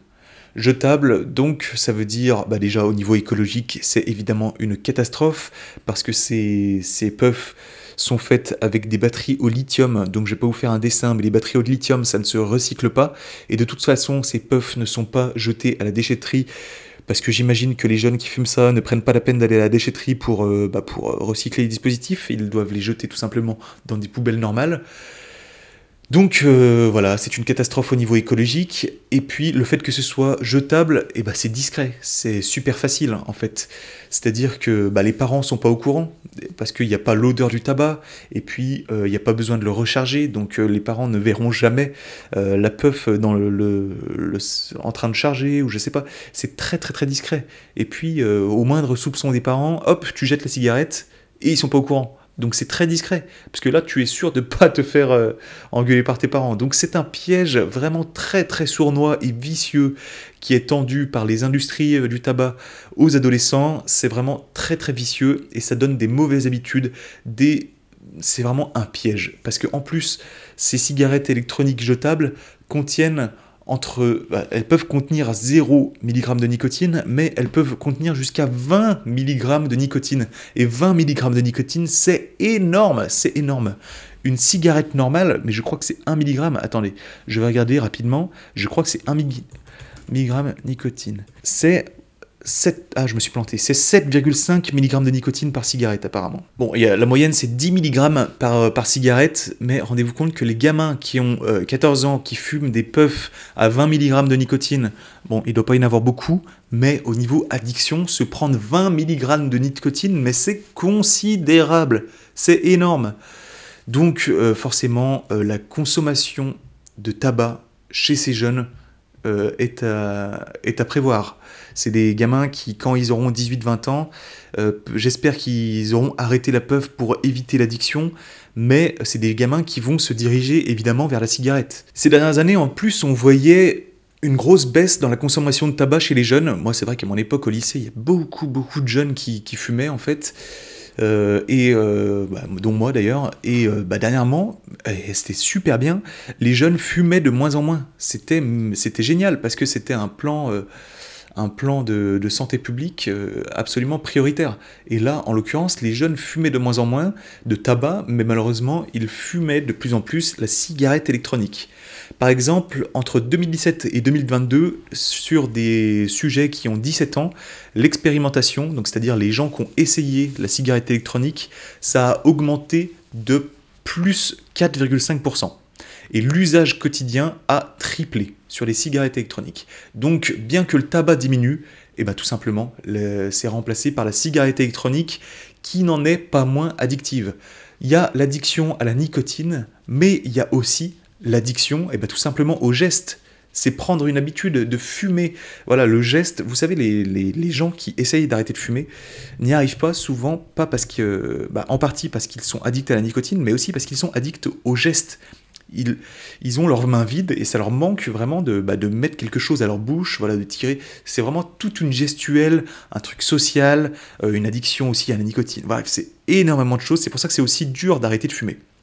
Et donc là, même s'il n'y a pas de nicotine dans leur cigarette jetable, c'est quand même un début d'addiction au geste. C'est-à-dire que c'est des gamins qui, quand ils vont essayer d'arrêter et qui vont se retrouver en soirée, ils vont se dire « Putain, d'habitude j'ai ma puff là, d'habitude je fume ma puff et c'est génial, voilà, en soirée c'est cool de fumer une petite puff. Là je ne l'ai pas, j'ai un manque. » Et c'est dramatique, parce que ces gamins, ils ont 14 ans. Et oui, c'est un problème. Et il y a un concours vraiment irresponsable des buralistes. Je suis désolé, mais je comprends que les buralistes aient un chiffre d'affaires à faire, mais j'aimerais quand même les responsabiliser sur les dangers qu'ils répandent. Il y a des gamins qui vont fumer des puffs par leur concours et c'est dramatique, malheureusement. Donc, moi, c'est pour ça que je suis pas con, je suis vraiment pour l'interdiction. Et d'ailleurs, il y a d'autres pays qui ont déjà interdit ces dispositifs, l'Allemagne, la Belgique, l'Irlande notamment, où il y a un mouvement d'interdiction et je suis pour parce que c'est dramatique. Certes, les jeunes vont faire la gueule parce que ils vont dire ah mais c'est pas dangereux, c'est juste un goût pastèque là ou je sais pas quoi, ice cream cookie. Y a rien de dangereux, c'est juste de la vapeur machin. Certes, mais les jeunes sont pas, vous le savez, ils sont pas faits pour penser au long terme. Ils vont pas se rendre compte que dans 5 ans, ils auront une addiction. Voilà. Et donc, notre chère Anaé, comment elle envisage cette interdiction ? On se retrouve avec Anaé qui nous dit « Je n'ai jamais fumé de clope, c'est dégueulasse. » Voilà, encore une preuve de sa très belle éloquence. Putain, mais franchement, c'est-à-dire que là, Anaé, elle est interviewée par une journaliste et elle ne fait même pas l'effort de parler correctement. Ça aussi, ça fera l'objet d'un autre podcast, parce que c'est dramatique, cette façon de parler. Elle est face à un journaliste qui a certainement 30-35 ans, et elle lui parle comme si c'était un pote. Je n'ai jamais fumé de clope, c'est dégueulasse. Enfin, franchement, non, on parle pas comme ça, là. Bref. Donc, je n'envisage pas de commencer. Et je ne vois pas non plus passer à une grosse cigarette électronique comme celle de mon père. Ça fait vraiment trop daron. Je vais pas faire d'autres commentaires parce que là j'en ai marre. Et puis, je ne veux pas d'un gros truc qui se recharge au risque de me faire griller par mes parents. Mais putain, mais c'est constant. C'est malheureux de parler comme ça, là. C'est quoi là ? Ça me déplore vraiment. Ça fera vraiment l'objet d'un prochain podcast, l'éloquence, la façon de parler, parce que c'est dramatique. Allez, je finis, et c'est vraiment une douleur de lire ça. Donc soit je m'en passerai, soit je verrai s'il y a moyen d'en commander par internet, en passant par les potes qui sont majeurs et qui ont une carte bleue. Eh ben oui, parce que Anaé a déjà envisagé tout ça. Les gamins, ils sont plus bêtes aujourd'hui. Si vous leur interdisez la vente de ce genre de trucs, eh ben comment ils vont faire ? C'est qu'ils vont connaître un tel qui connaît un tel qui se fournit en Espagne et qui vont leur ramener des puffs. Ils vont acheter ça sur les sites chinois, en ligne. Et oui, donc c'est très très compliqué en fait d'interdire la puff de manière simple comme ça. À travers les sites revendeurs, comme je vous le dis, ou des potes qui approvisionnent par d'autres pays qui autorisent encore ce genre de dispositif. Et puis, tout simplement, les industriels de ce genre de dispositif sont pas bêtes non plus. Ils vont contourner la loi. Parce que là, l'objectif du gouvernement, c'est quoi ? C'est d'interdire les puffs qui sont à usage unique, les puffs jetables. Et donc, les industriels, qu'est-ce qu'ils vont faire ? Ils sont pas bêtes, je vous le donne en mille, ils vont créer des puffs rechargeables. Donc qui sont plus à usage unique et donc qui seront autorisés. Bon, c'est pas bien compliqué à prévoir. C'est compliqué du coup d'interdire ça purement et simplement. Voilà, c'est très très compliqué. Donc moi je suis pour l'interdiction, mais c'est très très compliqué et je crois que ces différents aspects là, de sites revendeurs ou de contournement de la loi n'ont pas été encore très bien envisagés par le gouvernement. Au-delà des puffs, il y a d'autres dispositifs qui sont aujourd'hui prisés par les jeunes. Putain, on dirait le podcast des boomers où je vous fais une retranscription des trucs qui sont à la mode chez les jeunes. Il y a un autre truc qui est à la mode chez les jeunes au niveau du tabac, c'est ce qu'on appelle le snus. Snus, je sais pas comment on dit non plus. Et donc là, vous avez été 6% à déjà avoir essayé sur Instagram. Donc c'est un petit peu moins que la puff. Donc moi j'étais encore plus surpris parce que je connaissais même pas ce dispositif. Et vous êtes apparemment au courant de ce que c'est. Donc qu'est-ce que c'est ? C'est une poche de tabac humide que vous mettez contre votre gencive, un peu comme on ferait pour du tabac à chiquer. J'ai pas trop compris l'intérêt, c'est évidemment juste un mouvement de mode, mais c'est très très à la mode dans les pays nordiques, si j'ai bien compris, et c'est en train d'arriver en France, donc là aussi le gouvernement veut intervenir pour que ça soit pas une hécatombe à nouveau, parce que là pour le coup c'est vraiment du vrai tabac qui est mis contre la gencive, c'est pas une histoire de puff ice cream cookie ou je sais pas quoi.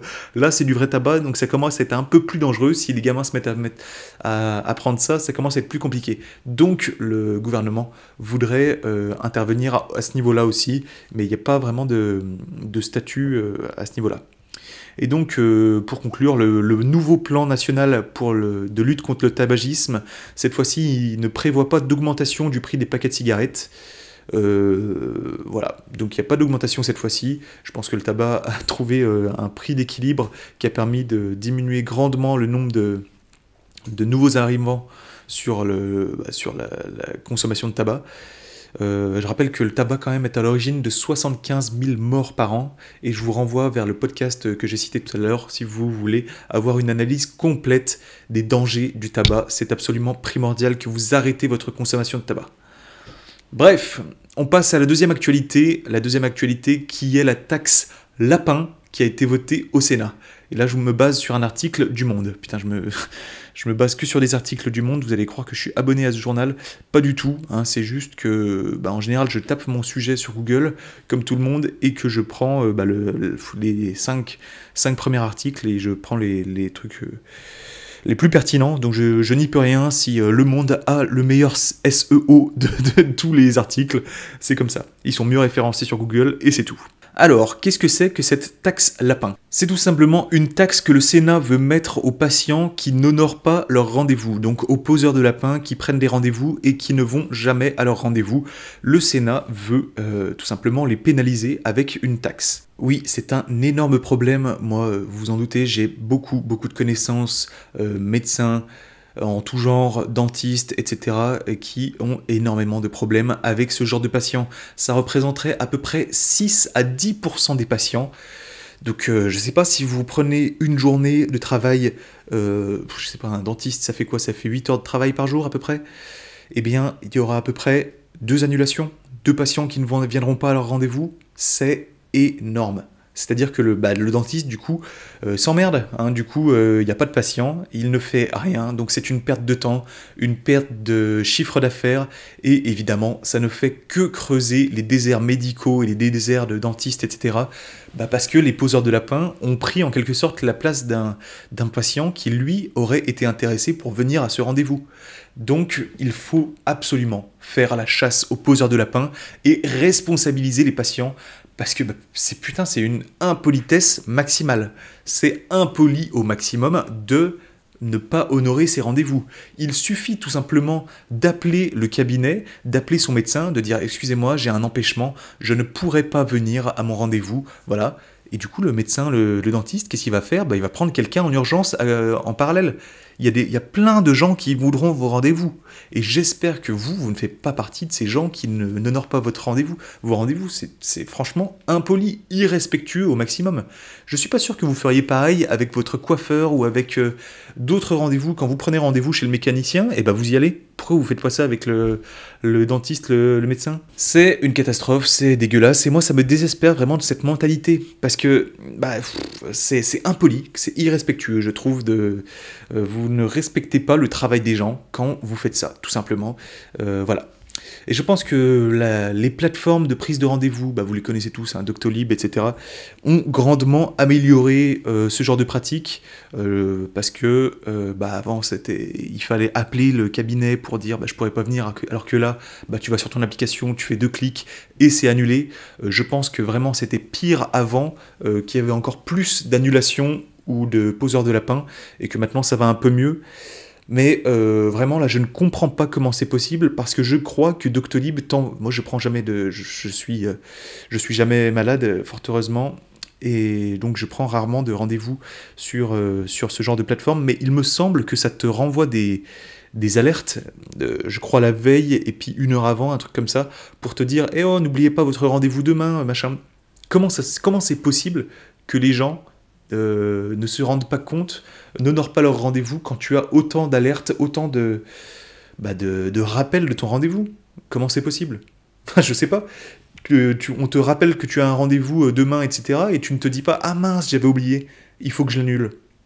Les gens ne prennent pas la peine d'annuler leur rendez-vous, et c'est un énorme manque de respect. Je suis désolé, mais je suis tout à fait contre cette mentalité les gens qui ne respectent pas le travail des autres. C'est dégueulasse, quoi. Je sais pas si vous le voyez, mais vraiment, ça c'est quelque chose qui m'énerve réellement, et je suis pour cette taxe, taxer les personnes qui n'honorent pas leur rendez-vous, parce que quand on se plaint constamment des déserts médicaux, etc., je suis désolé, il faut agir, et en l'occurrence, cette taxe lapin, je vous le dis, elle a aucune chance de passer. La taxe lapin, du coup, qu'est-ce que c'est réellement? C'est mettre à la charge des assurés qui n'honorent pas un rendez-vous une somme forfaitaire. Bon, cette somme, elle serait du coup reversée par l'assurance maladie aux professionnels de santé qui sont concernés et qui auraient pas mal d'annulation, et ça représenterait 17 € par an. Voilà, donc 17 € par an, moi je vous le dis, cette réforme qui a été votée par le Sénat, elle a aucune chance de passer, parce que le gouvernement s'est déjà prononcé, il s'est annoncé très sensible sur la question, mais il a donné un avis défavorable concernant cette taxe lapin, et qui du coup ils ont annoncé qu'ils pourraient rejeter cette réforme à l'Assemblée nationale. Et d'ailleurs, le ministre de la Santé, Aurélien Rousseau, explique qu'il n'a pas encore trouvé de solution sur ce sujet des annulations de rendez-vous. En même temps, je le comprends, c'est un énorme sujet et il n'y a pas de solution vraiment tout à fait donnée comme ça directement. Donc c'est un vaste sujet sur lequel il faut continuer de travailler, continuer de responsabiliser les gens. Et donc j'espère que ça s'améliorera par la suite. Voilà, c'est tout pour cette rubrique d'actualité. J'espère que vous êtes contents de ces petits récapitulatifs que je vous fais à chaque podcast. Il n'y a pas beaucoup de podcasts qui font des actus en santé, donc moi j'ai pris ce rôle et j'en suis trop content. J'essaye d'apporter une petite patte humoristique et divertissante. J'essaye de pas trop donner mon avis, même si je sais pertinemment que c'est ce qui vous intéresse. Vous m'en aviez fait la demande sur Instagram, vous m'aviez demandé à ce que je donne mon avis sur le podcast, donc c'est ce que je fais. Mais n'hésitez pas à me faire des retours, de me donner des pistes d'amélioration. C'est vraiment très important pour moi de m'améliorer sur ce podcast. J'essaye de vous donner la meilleure qualité de contenu possible. On passe tout de suite à la rubrique numéro 4, la rubrique confraternité. C'est le sondage de la semaine, et vous le savez maintenant, les sondages de la semaine, ça se fait avant le podcast, donc il faut se référer au compte Instagram pour pouvoir répondre au sondage. Et donc, ce sondage de la semaine, ça introduit un petit peu ce dont je vais vous parler dans la rubrique numéro 5. On va parler d'antibiorésistance, qui est un drame pour moi. Et donc, la question, c'était: avez-vous peur de l'antibiorésistance pour les 50 prochaines années à venir? Est-ce que vous en avez peur? Est-ce que ça vous inquiète? Est-ce que vous pensez qu'il y aura de plus en plus de maladies qui seront difficiles à soigner? Et donc là, c'est sans appel. Il y a 80% des gens qui ont peur de cette antibiorésistance, de ce phénomène. 9% assez peu peur, et 5% qui n'ont pas du tout peur. Et les autres, j'ai mis une case, je ne suis pas assez renseigné, donc ça fait 6% de personnes qui étaient assez peu renseignées pour répondre sur la question. Donc voilà, c'était le sondage d'introduction pour introduire la rubrique numéro 5 où on va parler du coup d'antibiorésistance. C'est parti. Le 18 novembre dernier, il y a eu la journée européenne d'information sur les antibiotiques. Donc je profite de cette journée pour vous parler, d'antibiotiques aussi, c'est mon rôle de pharmacien. Alors très rapidement, un antibiotique c'est quoi? C'est tout simplement une substance qui à la base est naturellement présente. C'est des substances qui peuvent être sécrétées par exemple par les champignons, dans le cadre de la pénicilline, pour se défendre contre les bactéries. Donc voilà, c'est vraiment des substances naturelles à la base. C'est des substances de défense contre les bactéries qui sont sécrétées par, par des champignons, mais j'imagine qu'il y a d'autres organismes qui sécrètent des antibiotiques. Et donc l'homme, de par Alexander Fleming et d'autres chercheurs avant lui, ont pris profit de ces sécrétions naturelles des champignons, tout simplement pour extraire ces substances antibiotiques et en faire des médicaments pour eux-mêmes se protéger contre les bactéries et donc contre les infections. Et donc ça marche très très bien. C'est-à-dire qu'on va injecter des antibiotiques à des patients pour se débarrasser des bactéries qu'ils ont dans leur corps. Voilà, donc c'est ça un antibiotique, c'est tout simplement une substance naturelle qui est utilisée pour combattre les infections, mais aujourd'hui il y a évidemment des antibiotiques qui ne sont plus naturels et qui sont 100% de synthèse. Et donc c'est quoi le phénomène d'antibiorésistance? Eh bien c'est que quand on va utiliser un antibiotique sur une culture de bactéries, il y aura un phénomène de pression, c'est-à-dire de sélection naturelle. En fait, les bactéries vont être mises à mal par cet antibiotique, puisqu'il est censé les tuer, et donc elles vont petit à petit essayer de se protéger en essayant de se faire des boucliers, en essayant de ne plus mourir contre cet antibiotique, et donc il y aura des mutations qui vont se faire au niveau génétique, Et là, de là, la sélection naturelle va opérer, c'est-à-dire que les bactéries qui vont le mieux résister aux antibiotiques sont celles qui vont durer, perdurer et survivre. Et donc, c'est comme ça que vont émerger des bactéries qui ont la capacité d'être résistantes aux antibiotiques. Et donc, on aura l'émergence de souches résistantes. Et donc, les antibiotiques vont devenir inefficaces sur ces bactéries. Donc, pour faire très simple, c'est-à-dire qu'il y a 50 ans, il y a des bactéries qu'on pouvait traiter avec un antibiotique, mais à force d'utiliser ce médicament contre ces bactéries, eh bien, elles sont devenues résistantes parce qu'elles se sont dit eh attends, mais moi l'antibiotique, je commence à comprendre comment il fonctionne. Ah d'accord, l'antibiotique il fonctionne comme ça. Ah ok, bon bah je vais changer ça dans mon code génétique. Comme ça, bah, la prochaine fois qu'il vient l'antibiotique, eh ben je saurai comment il fonctionne et il va pas me tuer. Donc voilà, les bactéries se sont modifiées elles-mêmes et aujourd'hui, 50 ans après, eh ben on ne peut plus soigner les infections, on ne peut plus tuer ces bactéries avec ces mêmes médicaments. Tout simplement parce qu'elles sont devenues résistantes et les antibiotiques sont devenus inefficaces. Et donc c'est vraiment un gros drame, parce que là, les antibiotiques, ça a été découvert il y a 100 ans. Qu'est-ce que ça va être dans 100 ans ? C'est-à-dire que là, il y a déjà plein d'antibiotiques qui sont inefficaces sur certaines bactéries. Qu'est-ce que ce sera dans 100 ans ? Je pense qu'il y aura énormément de bactéries qui vont être résistantes à plein d'antibiotiques et ça va devenir de plus en plus dur de soigner les infections par ce phénomène de résistance. En fait, la résistance, l'antibiorésistance, c'est tout simplement la nature, c'est tout simplement la sélection naturelle de Darwin qui se met en action. Et c'est un drame pour nous.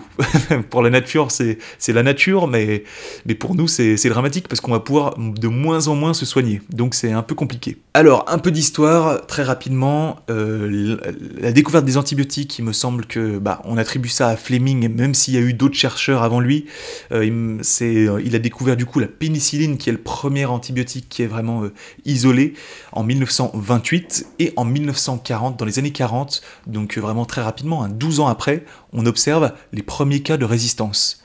Et en 1951, on voit un patient japonais qui a eu une infection à Shigelle, c'est des dysenteries, qu'on pouvait jusqu'alors soigner par des antibiotiques qu'on appelle des sulfamidés, mais qui malheureusement, en 1951, sur ce patient-là, malheureusement c'est inefficace. C'est inefficace, c'est la première fois qu'on voit ça. On ne peut plus soigner ces Shigelle par les sulfamidés. Et à l'époque, c'était une révolution. On se dit, mince, mais comment on va faire ? Aujourd'hui, on n'utilise évidemment plus du tout de sulfamidés pour les infections à Shigelle. Ça va plus être d'autres classes, comme les fluoroquinolones, les céphalosporines, etc. Bref, peu importe. Mais il n'y a pas vraiment de prise de conscience, en fait. On voit les phénomènes de résistance, mais on ne se rend pas vraiment compte de l'ampleur que ça va prendre. Donc, pendant 50 ans, là, des années 50 aux années 2000, il n'y a pas vraiment de prise de conscience. Puis en fait, on ne sait pas vraiment quoi faire pour empêcher tout ça, donc on continue, etc. Et là, vraiment, dans les années 2000, il y a vraiment un déclic, parce qu'on voit que la France, c'est le premier pays européen en termes de consommation d'antibiotiques, et le premier pays qui a des résistances bactériennes. Donc là, ça devient vraiment dramatique, et en plus, en 2000, il y a une épidémie au niveau hospitalier des entérocoques résistants à des traitements. Donc c'est vraiment, là c'est sonnette d'alarme, c'est dramatique, on n'arrive même plus à soigner des infections à des entérocoques, c'est une catastrophe. Qu'est-ce qu'on fait ? Aidez-nous, le ministère de la Santé, faites quelque chose parce que là c'est dramatique. Les antibiotiques ont été découverts en 1928, on est en 2000, ça fait que 72 ans. Si on continue comme ça, dans 20 ans, il n'y a plus d'antibiotiques efficaces. Qu'est-ce qu'on fait ? Aidez-nous. Ouais, voilà, vraiment, les années 2000, c'est vraiment le déclic, la sonnette d'alarme. Et donc là, si vous êtes de ma génération, vous allez peut-être vous en rappeler, mais il y a eu une énorme campagne de sensibilisation qui s'appelait... Attendez, je vais faire ma voix de journaliste. Les antibiotiques, c'est pas automatique.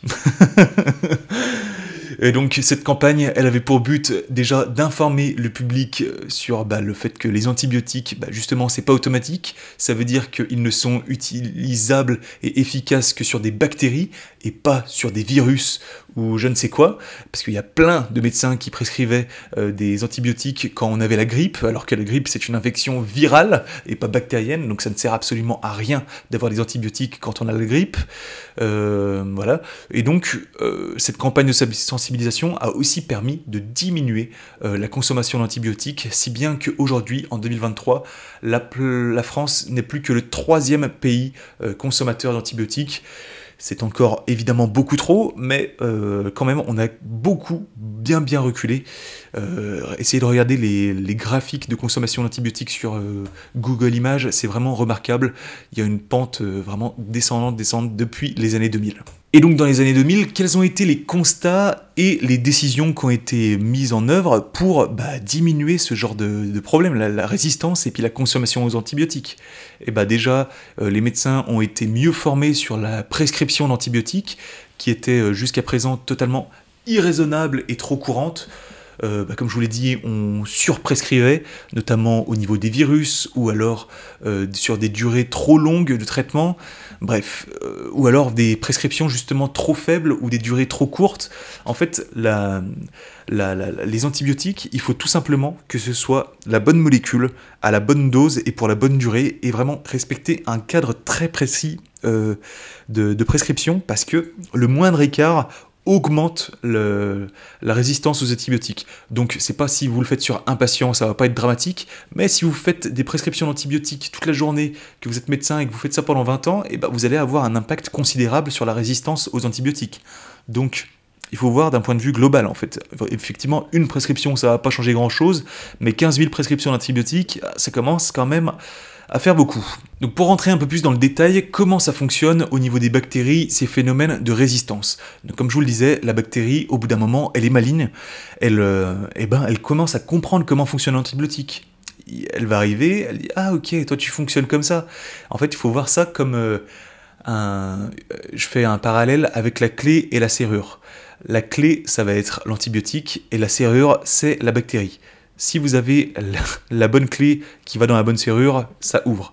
Mais en fait, la bactérie, donc la serrure, elle va se dire « Ah ok, donc en fait si je modifie la serrure, la clé elle peut plus rentrer. » Donc la bactérie va se modifier un peu, et quand la clé veut arriver, quand l'antibiotique veut arriver, il veut se lier à sa bactérie, malheureusement ça fonctionne plus, parce que la bactérie s'est changée, elle s'est modifiée tout simplement pour éviter de se faire tuer. Et c'est ça, c'est tout simplement la sélection naturelle. Elle s'est protégée contre cet antibiotique, et c'est tout à fait naturel. Donc voilà, elle va contourner un petit peu le fonctionnement de l'antibiotique, tout simplement pour éviter de mourir. Donc il y a d'autres voies, par exemple, il y a aussi les bactéries qui vont voir que, par exemple, je sais pas, l'antibiotique va arriver et il va inhiber la formation de la paroi de la bactérie, par exemple. Et la bactérie, elle va activer une autre voie de formation de sa paroi bactérienne. Elle va activer des voies parallèles pour maintenir quand même sa cohésion et sa survie, tout simplement pour assurer le relais métabolique qui est bloqué par l'antibiotique. Voilà, elle va choisir des voies parallèles pour contourner métaboliquement ce que fait l'antibiotique en son sein. Ensuite, il y a aussi la bactérie va être capable de modifier l'antibiotique directement. Plutôt que de se modifier elle-même, elle peut aussi modifier l'antibiotique, comme par exemple, elle va fabriquer une molécule qui inactive l'antibiotique. Ça, c'est tout à fait possible aussi. Ou alors, elle va carrément réduire la perméabilité membranaire, elle va fermer ses pores, tout simplement pour que l'antibiotique ne pénètre plus. Et il y a des dizaines et des dizaines de mécanismes différents. Là, je vous en ai donné 4 pour vous montrer que vraiment, les bactéries, elles sont vraiment malignes et elles ont une capacité de muter vraiment très très rapide. Par exemple, chez l'homme, les mutations génétiques et la sélection naturelle, ça prend des milliers d'années, voire des millions d'années, alors que chez les bactéries, ça peut prendre quelques jours. Vraiment, c'est beaucoup plus rapide. Et donc, comme je vous le disais, cette antibiorésistance, c'est vraiment préoccupant. Mon ami Clément, que je salue, que j'ai croisé cette semaine avec mon autre pote Julien, je sais que vous écoutez le podcast et que vous appréciez grandement, je vous remercie. Merci beaucoup et je vous salue les copains. Mon ami Clément parle de pandémie silencieuse, et c'est vrai, c'est tout à fait juste. L'antibiorésistance, c'est vraiment la pandémie qui arrive dans les prochaines années et qu'on ne voit pas arriver, parce qu'elle arrive de façon beaucoup plus sournoise, de façon vraiment très très discrète, en douceur, avec de plus en plus de résistance comme ça, en douceur, ouais. Et c'est pour ça qu'on l'appelle la pandémie silencieuse. Aujourd'hui, pour vous donner un ordre d'idée, un tiers des infections au staphylocoque doré sont impossibles à traiter par antibiotiques. Donc je peux vous faire un dessin, mais ça conduit tout simplement à des amputations dans le meilleur des cas, sinon c'est tout simplement la mort, parce que les infections au staphylocoque doré sont très dangereuses, tout simplement.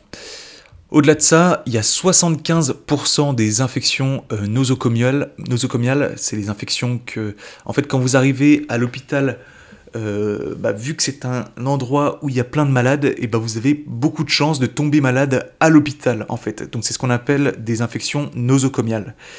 Et donc là c'est une supposition qui n'est pas sûre et qui est faite, du coup 75% de ces infections seraient le fait de bactéries résistantes.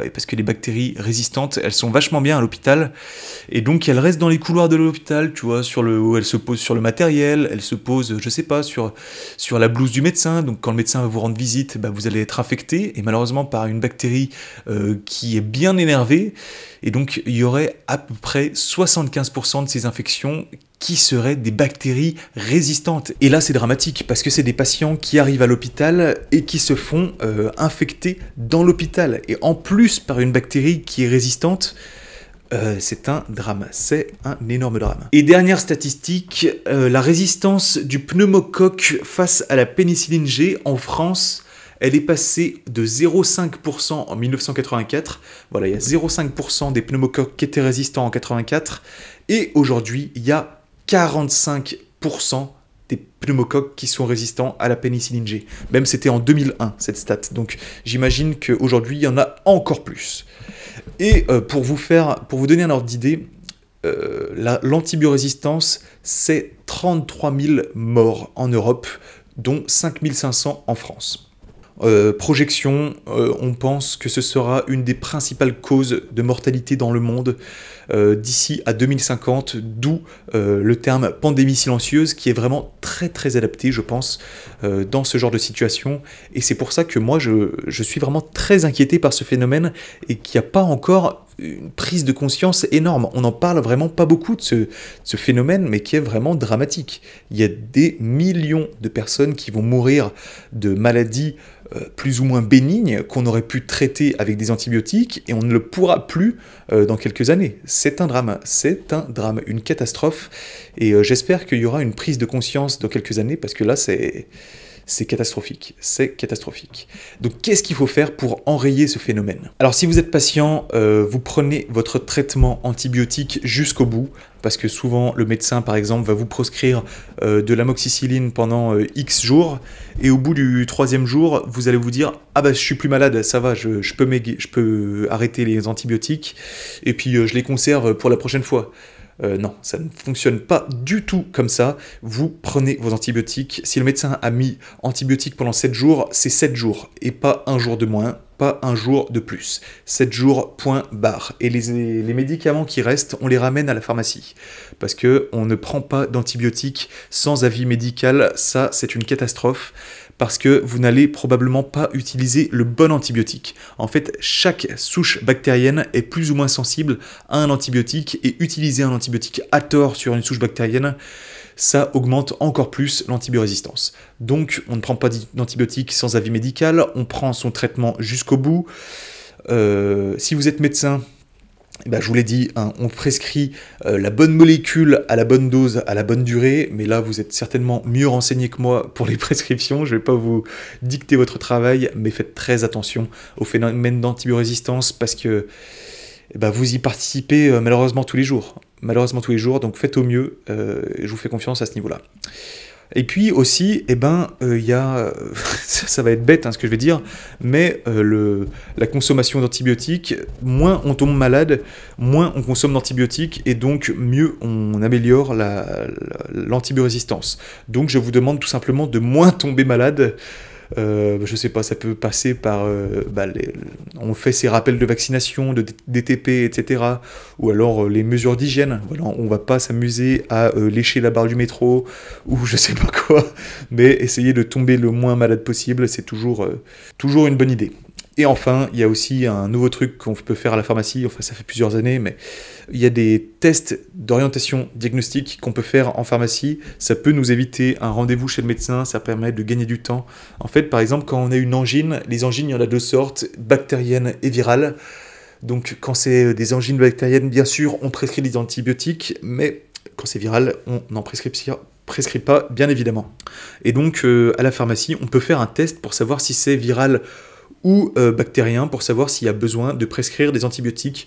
Donc je ne peux que vous recommander, si vous êtes malade, d'aller voir votre pharmacien préféré pour faire ce test, et donc il vous dira que faire pour éviter tout simplement la prescription d'antibiotiques irraisonnée si c'est une angine virale. Voilà, un gros sujet et qui moi personnellement m'angoisse beaucoup. J'espère que vous avez fait un petit point culture générale à ce sujet, qui est un gros sujet dont on ne parle pas assez, et j'espère que les gens prendront conscience de ce phénomène dans les années qui suivent, parce que c'est dramatique, je trouve. Voilà, écoutez, c'est la fin de cette rubrique de diagnostic. J'espère vraiment que ça vous a plu. On passe tout de suite à la rubrique numéro 6, c'est la rubrique prophylaxie dans laquelle je vous donne régulièrement des conseils en santé. Et aujourd'hui, on va parler d'un gros sujet, on va parler d'un sujet qui m'exaspère et qui m'énerve énormément, c'est les gens qui n'ont pas le temps. Les gens qui n'ont pas le temps... Oula, mais attends, non, mais moi j'ai pas le temps de faire du sport. Attends, 2 heures de sport par semaine. Attends, mais j'ai pas le temps. Ah non, mais moi j'ai pas le temps de me faire à manger, moi. Attends, ça prend quoi? Ça prend 20 minutes de se faire à manger. Ah, j'ai pas le temps, moi je préfère commander sur Uber Eats et puis attendre 30 minutes mon Uber Eats, c'est beaucoup plus rentable. Ah non, attends, marcher, faire mes 10 000 pas. Faire mes 10 000 pas, ça prend quoi? 1 heure par jour? 1 heure et demie par jour? J'ai pas le temps, la journée elle dure que 24 heures, j'ai pas le temps. Bon, fermez vos gueules, fermez vos putains de gueules. Tchit, ça suffit. Pas d'excuses, stop, on s'en fout de vos excuses, taisez-vous, merci. Alors, aujourd'hui, on va parler de ces gens-là. Alors, on va se placer dans un cadre où, évidemment, vous êtes en capacité physique et mentale de recevoir le discours que je vais tenir. Car si vous êtes dans des stades dépressifs, je ne peux que vous conseiller d'écouter votre médecin qui vous prend en charge. Mon discours ne vous concerne pas. Voilà, rendez-vous à la prochaine rubrique pour continuer le podcast. Mon discours dans cette rubrique ne vous concernera pas. Et puis aussi, on va se positionner dans un cadre où vous n'avez pas d'enfants. Mon audience est quand même assez jeune. Je m'adresse souvent à des gens qui ne sont pas encore parents. Et donc, vous avez énormément de temps. Ah d'accord, t'as pas le temps de faire du sport. Ok. Chut, tais-toi. Avant de commencer cette rubrique, vous allez tous ouvrir votre téléphone. Bon, alors ceux évidemment qui ont Android, vous vous démerdez, je sais pas comment on fait, mais ceux qui sont sur iPhone, vous allez ouvrir votre téléphone, cliquer sur paramètres et puis sur temps d'écran. Voilà. Quel est le chiffre qui s'affiche?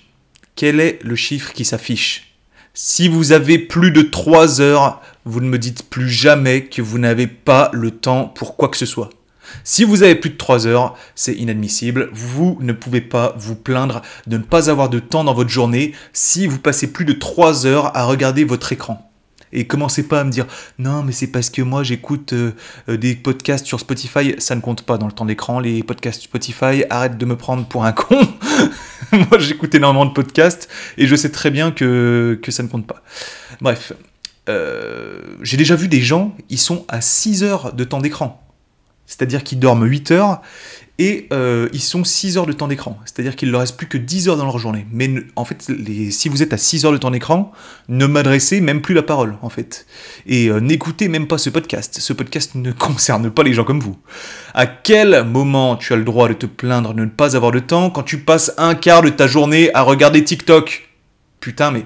Oui, parce que ces gens-là, c'est juste du loisir. Hein. Ils vont pas regarder les cours de la bourse pendant 6 heures de temps. Croyez-moi, hein, puis ils sont pas influenceurs. C'est-à-dire qu'il y a des gens sur Terre, ils passent 6 heures de temps sur les réseaux sociaux, mais ça leur rapporte 10 000 €. Alors que vous passez 6 heures et ça vous rapporte exactement 0,0 €. Moi, je pense surtout que vous ne tirez pas profit de votre temps. Vous ne tirez pas profit de votre temps.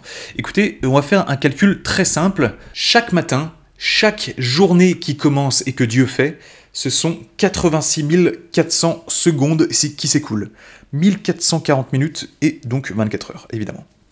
Et donc là, je vais répartir vos différentes activités primaires et secondaires dans cette journée de 86 400 secondes. On va dire que vous dormez à peu près 7-8 heures de sommeil par nuit, ce qui fait 28 000 secondes, donc à peu près un tiers de la journée qui s'écoule à dormir. Ensuite, vous avez votre occupation principale, le travail, l'école, machin. Si vous êtes à 35 heures par semaine, 35-40 heures, voilà, vous passez encore 31% de votre journée dans votre occupation principale. Donc, sommeil et occupation principale, c'est à peu près 63% de votre journée. Si on prend, allez, vous passez, on va dire quoi? À peu près 1h30 dans les transports par jour, 6%. Les repas, on vous compte combien de temps? Petit déjeuner, déjeuner, dîner. 2 heures de repas, ça fait 8%.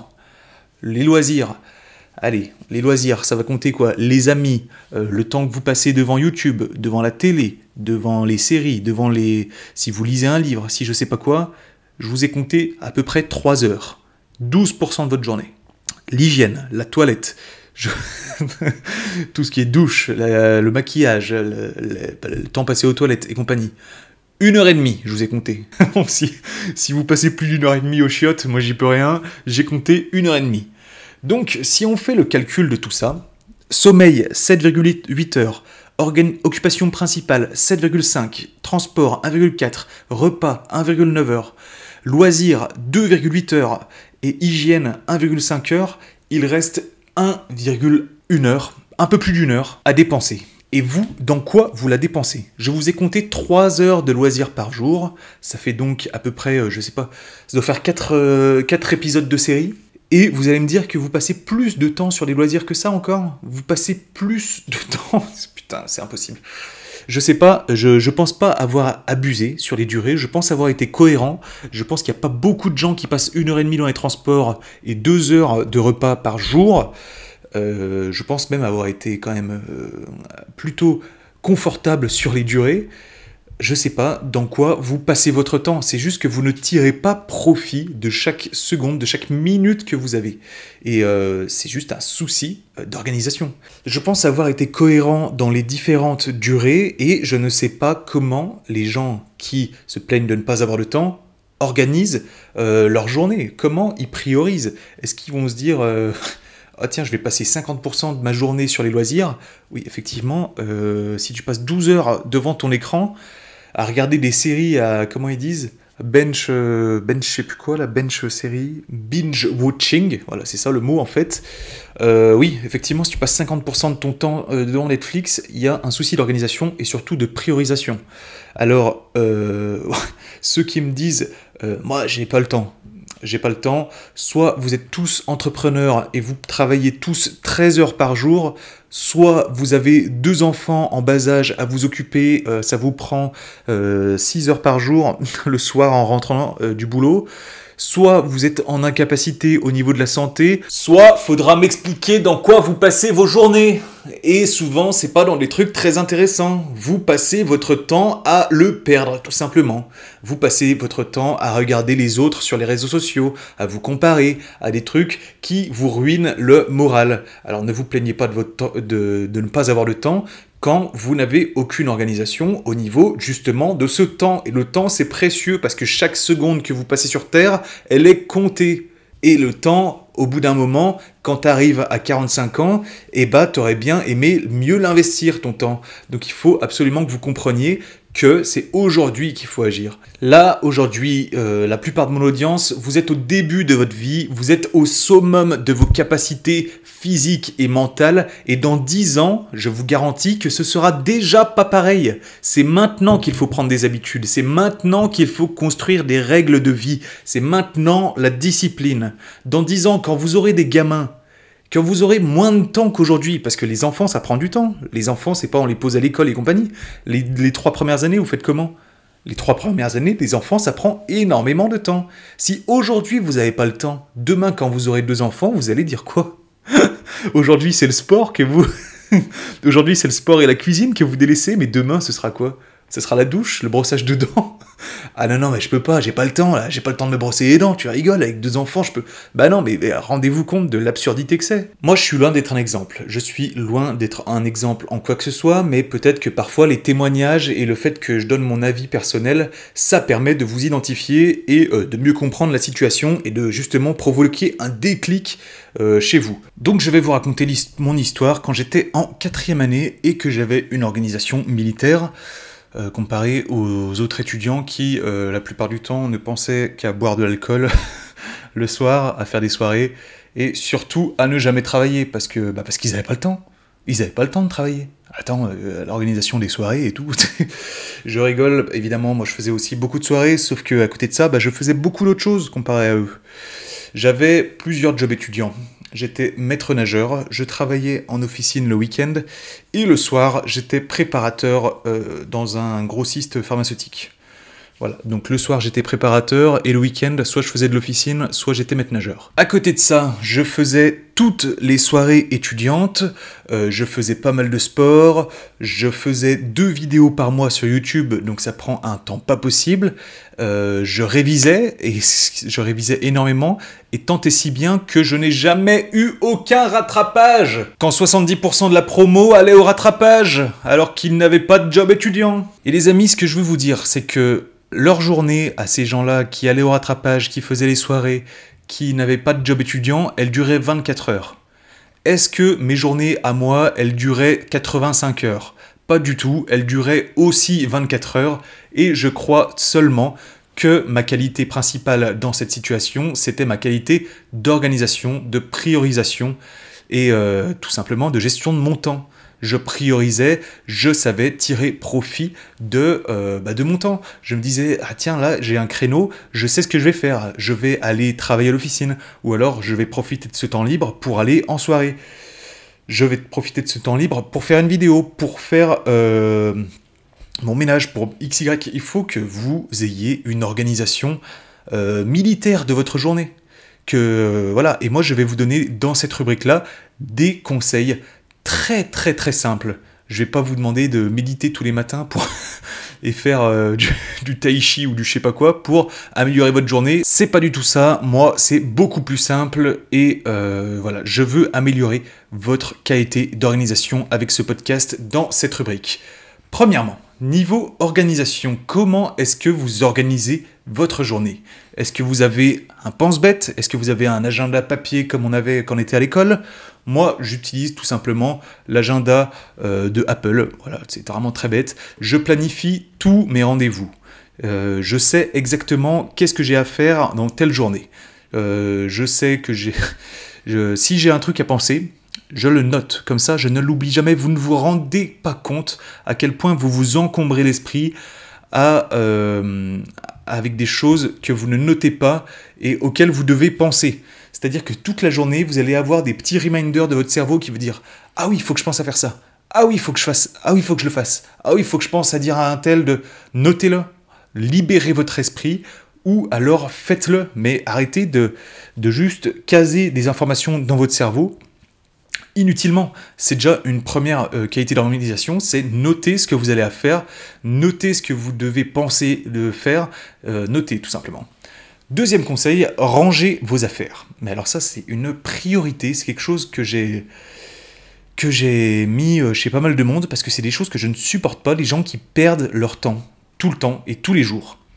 Si vous mettez tous les matins 4 minutes à chercher vos clés, à chercher votre téléphone parce que vous l'avez perdu avant de partir, il y a un énorme problème si vous perdez tout le temps vos affaires. Parce que 4 minutes, c'est pas beaucoup par jour. 4 minutes pour chercher ses clés, son téléphone, c'est pas beaucoup. Mais 4 minutes par jour, tous les jours, à la fin de l'année, ça fait une journée. Vous avez perdu une journée à chercher votre clé, putain. Rendez-vous compte du temps que vous perdez à perdre vos affaires. Et je pense que 4 minutes, je suis gentil. Je pense qu'il y a des gens qui sont beaucoup plus que 4 minutes. Donc conseil, rangez vos affaires toujours au même endroit. Prenez le réflexe de laisser vos clés directement sur la porte, ou alors mettez vos clés sur un meuble en particulier de votre maison.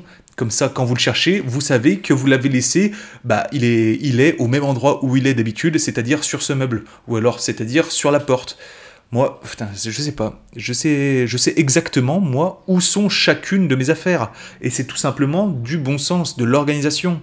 Si là, si vous me demandez, je sais pas, mon diplôme du bac, je sais exactement où il est. J'ai pas besoin de brasser 70 classeurs et perdre 40 minutes pour le trouver. Là, je suis capable, en 2 minutes 30, de vous trouver le document. Je sais exactement où sont toutes mes affaires et vous n'imaginez pas le temps que je gagne par rapport à vous sur une année. Et je vous laisse imaginer sur plus long terme. Bref, donc rangez vos affaires. Il faut que vous sachiez en permanence où sont chacune de vos affaires, parce que c'est absolument primordial. C'est la base pour ne pas perdre son temps inutilement. Perdre son temps à chercher des affaires, c'est d'une inutilité franchement conséquente. Troisième conseil, télécharger une application de discipline. Alors quand le mot discipline renvoie toujours à une image de militaire qui fait des pompes, je sais pas pourquoi, la discipline c'est pas du tout ça. Il y a la discipline qu'on inflige aux autres, donc effectivement ça rejoint un peu le cas de militaire, mais il y a la discipline, et c'est la plus importante, qu'on s'inflige à soi-même. Des règles de conduite, des règles d'obéissance envers soi-même, c'est-à-dire que si aujourd'hui je me dis il faut que j'aille au sport, et je vais au sport, je vais pas commencer à me chercher d'excuses, ah mais non il pleut là, ah mais non c'est trop loin, ah mais non il y a la lune qui est en Capricorne, triplé Vénus, sous 3e orbite, putain ça n'existe pas ces excuses, que la discipline c'est ça, quand vous dites quelque chose, vous le faites, que vous en ayez envie ou non, point barre. Et il y a des applications qui existent pour ça. Moi j'en connais une que j'utilisais depuis pendant pas mal de temps qui s'appelle Dot Habit, D-O-T Habit, et j'avais arrêté en fait pendant le confinement, je sais pas, il n'y a pas vraiment d'explication à ça, mais je l'ai retéléchargé pour l'occasion de ce podcast, et en fait l'objectif de cette application c'est de rentrer les trucs que vous voulez faire de façon soit quotidienne, soit de façon régulière, et ça va vous permettre de vous motiver à les faire. Par exemple, moi, vous savez, dans mon premier podcast, je vous ai dit de faire 10 000 pas par jour. J'ai rentré la case 10 000 pas. Et en fait, à la fin de chaque journée, si vous avez réussi votre challenge que vous vous êtes fixé, eh bien, vous cochez la case. Et donc, ça te pousse un peu à faire ça, parce qu'il y a quand même une satisfaction à cocher la case qui est quand même plutôt sympa. Et donc, et si tu ne coches pas la case, en fait, au bout d'un moment, ton graphique, il est moche, parce qu'il y a un trou dans le graphique, donc ça te pousse quand même à cocher des cases, quoi. Donc c'est tout bête, mais vraiment, vous essayerez, et moi je trouve que c'est vraiment plutôt efficace. Donc moi j'ai mis 10 000 pas, j'ai mis faire 50 pompes tous les jours. Voilà, moi, vous n'êtes pas obligé de me suivre, hein. Moi c'est les trucs que j'ai mis. Et puis lecture, parce que je ne lis pas assez, donc j'ai l'espoir que de me mettre un truc comme ça me forcera à lire. Mais j'ai pas le temps de lire, vous vous rendez compte que... Je rigole, évidemment, c'est juste une gestion du temps, plutôt. Je ne m'offre pas ce temps, bref. Mais vous pouvez, par exemple, mettre manger un repas sain. Si vous vous forcez à manger un repas sain dans la journée, vous cochez cette case, par exemple. Bref, donc moi, j'ai téléchargé l'application exprès pour ce podcast, et ça serait cool de se partager les résultats. Voilà. Donc n'hésitez pas à télécharger cette application qui s'appelle Dot Habit, et dites-moi si ça vous a fait du bien dans votre organisation, dans votre motivation. De toute façon, on fera un retour d'expérience au prochain podcast, vous le savez, c'est comme ça que ça se passe.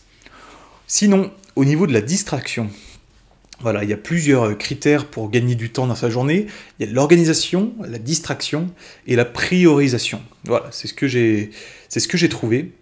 Et moi, je trouve que les gens sont constamment distraits. Il faut que vous appreniez à rester focus, à rester dans un état de flow, une sorte de transe, en fait, où vous êtes en train de travailler, ne pensez à rien d'autre que travailler. Il faut que dans chaque tâche que vous fassiez, vous soyez focus dans ça. Donc ça concerne le travail, mais ça concerne à peu près tout, en fait. Si vous êtes en train de faire du sport... vous n'êtes pas en train de penser au plat que vous allez cuisiner ce soir, en fait. Je sais pas, si vous cuisinez, vous n'êtes pas en train de chercher des vidéos sur YouTube. Voilà, on est focus sur... On est monotâche, on est focus, on ne pense qu'à la tâche qu'on est en train de faire dans le moment présent, et une fois qu'on aura fini, on passera à autre chose. On ne fait pas tout en même temps. Et donc, qu'est-ce que ça veut dire? Comment on met ça en pratique réellement? Eh bien, surtout, désactivez vos notifications de votre téléphone. Et franchement, moi je l'ai fait évidemment pour les réseaux sociaux depuis pas mal de temps, parce que sinon c'est insupportable, hein, quand vous avez des notifications à longueur de journée, et puis quand vous publiez une photo, il y a votre téléphone qui ne se verrouille même pas, en fait, tellement il y a de notifications de likes. Donc tous les réseaux sociaux chez moi sont bloqués, en notifications depuis belle lurette, mais n'ayez pas peur de couper ces notifications. Combien de fois dans l'année ça vous arrive d'avoir des messages urgents où il faut que vous répondiez tout de suite, sinon il y a danger de mort? Bon, je vais vous répondre pour vous, ça n'arrive jamais. Ça n'arrive qu'une fois tous les 10 ans, et encore. Et donc, n'ayez crainte, coupez vos notifications, le monde continuera à tourner sans vous, soyez-en rassurés. Rendez-vous compte que les notifications, c'est le téléphone qui vibre pendant que vous êtes en train de travailler ou de réviser ou je sais pas quoi. Rendez-vous compte que c'est comme s'il y avait un mec, vous êtes à la BU et toutes les 3 minutes 30, il vous fait « excuse-moi, écoute-moi, j'ai un truc super important à te dire, écoute-moi ». C'est insupportable. Vous ne l'accepteriez pas dans la vraie vie, alors pourquoi vous acceptez que votre téléphone le fasse? Votre téléphone, c'est l'équivalent du pote qui est « excuse-moi ». Hein, vous avez compris? N'acceptez pas ces dérangements permanents. C'est une catastrophe, concentrez-vous, soyez focus et ne soyez rien d'autre. Mettez un temps d'écran aussi sur soit le téléphone entier, soit sur certaines applications sur lesquelles vous passez beaucoup de temps. Spoiler, TikTok par exemple. Et sinon, faites des choix, priorisez. C'est-à-dire, organisez votre semaine, le mois, en fonction de, soit il y a des périodes de rush, ou des périodes plus tranquilles. Il faut que vous appreniez à prioriser les activités.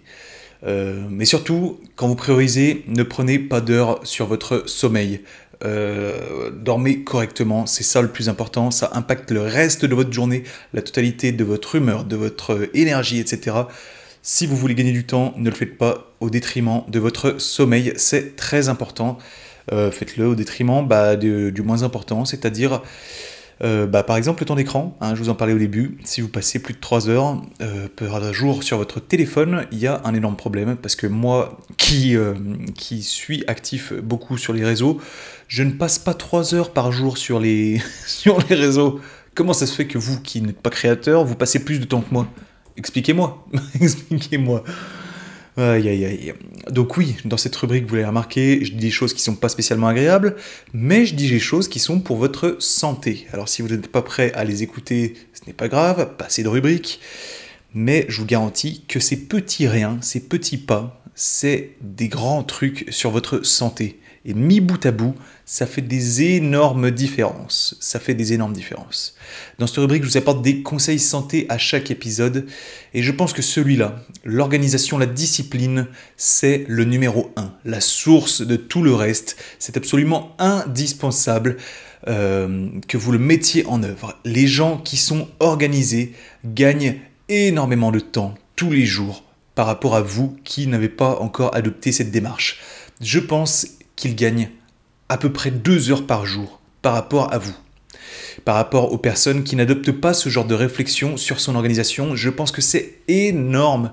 Alors ne vous plaignez pas de ne pas avoir de temps, mais adoptez une attitude de gestion du temps. Dans le premier podcast, je vous ai dit de faire 10 000 pas, vous n'avez pas voulu m'écouter. Dans le podcast d'après, je vous ai dit d'adopter une attitude positive, vous ne m'avez pas cru. Vous avez continué à fumer alors que je vous ai dit d'arrêter de fumer. C'est pas grave. Faites confiance à votre ego, bien sûr, mes conseils ils sont nuls, mes conseils santé c'est de la merde, évidemment. Faites confiance à votre ego, continuez à passer 5 heures par jour sur votre écran, mais évidemment, mais faites-le. À côté de vous, il y en a qui bossent, il y en a qui vont mettre en œuvre, conseil par conseil, des petits trucs comme ça, et qui vont creuser l'écart avec vous. Et oui, et à la fin ça fera un écart conséquent, un écart que vous n'imaginez même pas. Faites confiance à votre ego, n'écoutez pas mes conseils, n'écoutez pas mes prescriptions. Moi, je vous apporte des conseils qui sont ultra puissants et très simples à adopter. Si vous ne voulez pas me croire, Ce n'est pas grave, il y en a qui le feront pour vous. C'est parti pour la rubrique numéro 7, la rubrique de la prescription. Et là, ça va pas vous étonner. La rubrique de la prescription aujourd'hui, je vais vous mettre au challenge d'organiser mieux votre journée, tout simplement. Et pour ça, vous allez suivre les conseils que j'ai donnés dans la rubrique précédente. Vous allez télécharger Dot Habit et vous allez rentrer vos routines et vous allez faire tous les jours. Deuxième, vous allez enlever les notifications de votre téléphone. Troisième, vous allez surveiller votre temps d'écran. Et quatrième, quand vous aurez appliqué les 3 premiers conseils et que vous aurez libéré 1 heure de votre temps par jour, eh bien vous pourrez faire vos 10 000 pas que vous refusez de faire depuis le premier podcast. Donc quand vous aurez libéré du temps, vous n'aurez plus d'excuses. Vous aurez du temps, il n'y aura pas d'excuses. Ah mais non, mais 10 000 pas ça prend trop de temps, moi je peux pas le faire. Là vous aurez du temps, donc vous pourrez le faire. Et donc je compte sur vous, faites vos 10 000 pas, c'est très important. On passe tout de suite à la rubrique numéro 8, la rubrique de la FAQ. Je vais répondre aux quelques questions que j'ai reçues. Non, d'ailleurs, je les ai même pas reçues. J'ai pris des questions que j'ai des semaines précédentes parce que j'ai oublié de faire la story. Donc, j'ai pris des questions de la semaine précédente. Première question. Quel rapport j'entretiens avec les autres créateurs sur Instagram ? Évidemment des très très bons rapports, très chaleureux et très sympas, vu que mon compte a été banni d'Instagram. Oh là là, non je rigole. À vrai dire, je les connais assez peu, personnellement, c'est-à-dire qu'on a parlé de temps en temps, voilà, au sujet d'une story ou d'un sujet en particulier comme ça, mais je peux pas dire que je les connaisse personnellement. Bon voilà, je sais pas quoi dire, je sais pas quoi répondre, je ne les connais pas spécialement. J'ai jamais eu l'occasion de leur parler davantage. Pourquoi pas, moi je suis quelqu'un de très sympathique, je ne demande qu'à connaître de nouvelles personnes. Donc pourquoi pas, à vrai dire, je suis ouvert à toute discussion et toute proposition et toute rencontre IRL. Ça me ferait d'ailleurs vraiment plaisir de les rencontrer.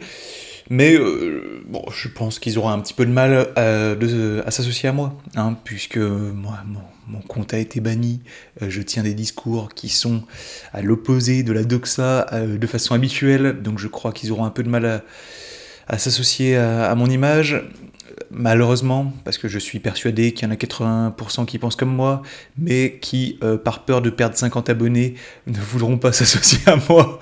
Mais avec grand plaisir, si jamais il y a des...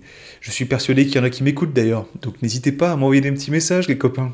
Je sais que vous m'écoutez et que vous appréciez ce que je dis, donc n'hésitez pas à m'envoyer un message pour qu'on fasse beaucoup plus connaissance, ça sera avec grand plaisir. Ça sera avec grand plaisir.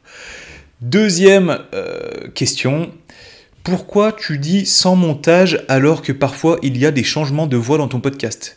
Oh là là, excusez-moi, Émilie,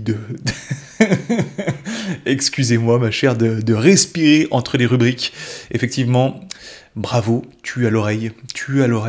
C'est-à-dire que souvent, même à chaque rubrique en fait, je coupe, je reprends mon souffle et je rallume, parce que c'est vrai que c'est quand même très très difficile, c'est du sport, de parler pendant 1h30 tout seul devant son micro, c'est du sport, et de pas perdre le fil, c'est une énorme charge au niveau mental, et de rester drôle en fait, de rester intéressant, d'apporter des arguments convaincants, d'apporter des blagues, d'un ton humoristique, et tout simplement d'être pertinent dans son discours, et garder les mots, de pas trop hésiter, de pas trop... Voilà, c'est vraiment du sport. Donc effectivement, j'ai besoin de prendre mon souffle pendant quelques secondes après chaque rubrique, et excusez-moi si ça vous gêne dans l'écoute. Dernière question, où est ta moustache ? Aïe aïe aïe, et oui, j'ai fait l'erreur de me montrer sur Instagram en story, et effectivement, j'ai coupé ma moustache, tout simplement parce que j'en avais marre de la moustache, ça ne me va pas si bien, à vrai dire, ça ne me va pas si bien, et du coup j'en ai eu marre, je l'ai pas rasé, je l'ai tondu, ce qui veut dire que la moustache est encore présente, elle est juste beaucoup plus courte, mais donc voilà, effectivement j'ai fait Movember jusqu'au 21 novembre, je crois que c'est pardonnable. Mais oui, j'ai abandonné au 21 novembre, et je crois que c'est quand même un résultat considérable. Bref, voilà, c'est les 3 questions que j'ai sélectionnées, j'en sélectionne pas beaucoup parce qu'on est bientôt à 2 heures de podcast et qu'il faut conclure, Je pense que ce podcast a encore été une masterclass. On s'est bien marré, on a vraiment bien rigolé. Je crois que j'ai apporté des infos vraiment très pertinentes, à la fois dans la rubrique prophylaxie, la rubrique des actualités sémiologie et la rubrique anamnèse où je vous partage mon expérience avec la religion. Je crois que c'était vraiment un podcast très pertinent. Et donc je vous demande pour ça de me soutenir gratuitement en mettant 5 étoiles au podcast, en vous abonnant au compte Instagram Première Consultation, en me taguant en story ou en partageant ce podcast à des amis. Faites-moi de la pub les amis, je vous repartage. Si vous me taguez en story sur Instagram, je vous repartagerai. Je vous le garantis. Et si vous souhaitez me soutenir financièrement, n'hésitez pas à vous rendre sur mon compte Tipeee en me donnant 1 euro. Ce sera vraiment avec grand plaisir que je l'accueillerai. Merci beaucoup à tous ceux qui feront cette démarche. On se retrouve très vite dans un prochain podcast. À bientôt les amis. C'était Anthony, alias Douzerie pour Première Consultation. Salut!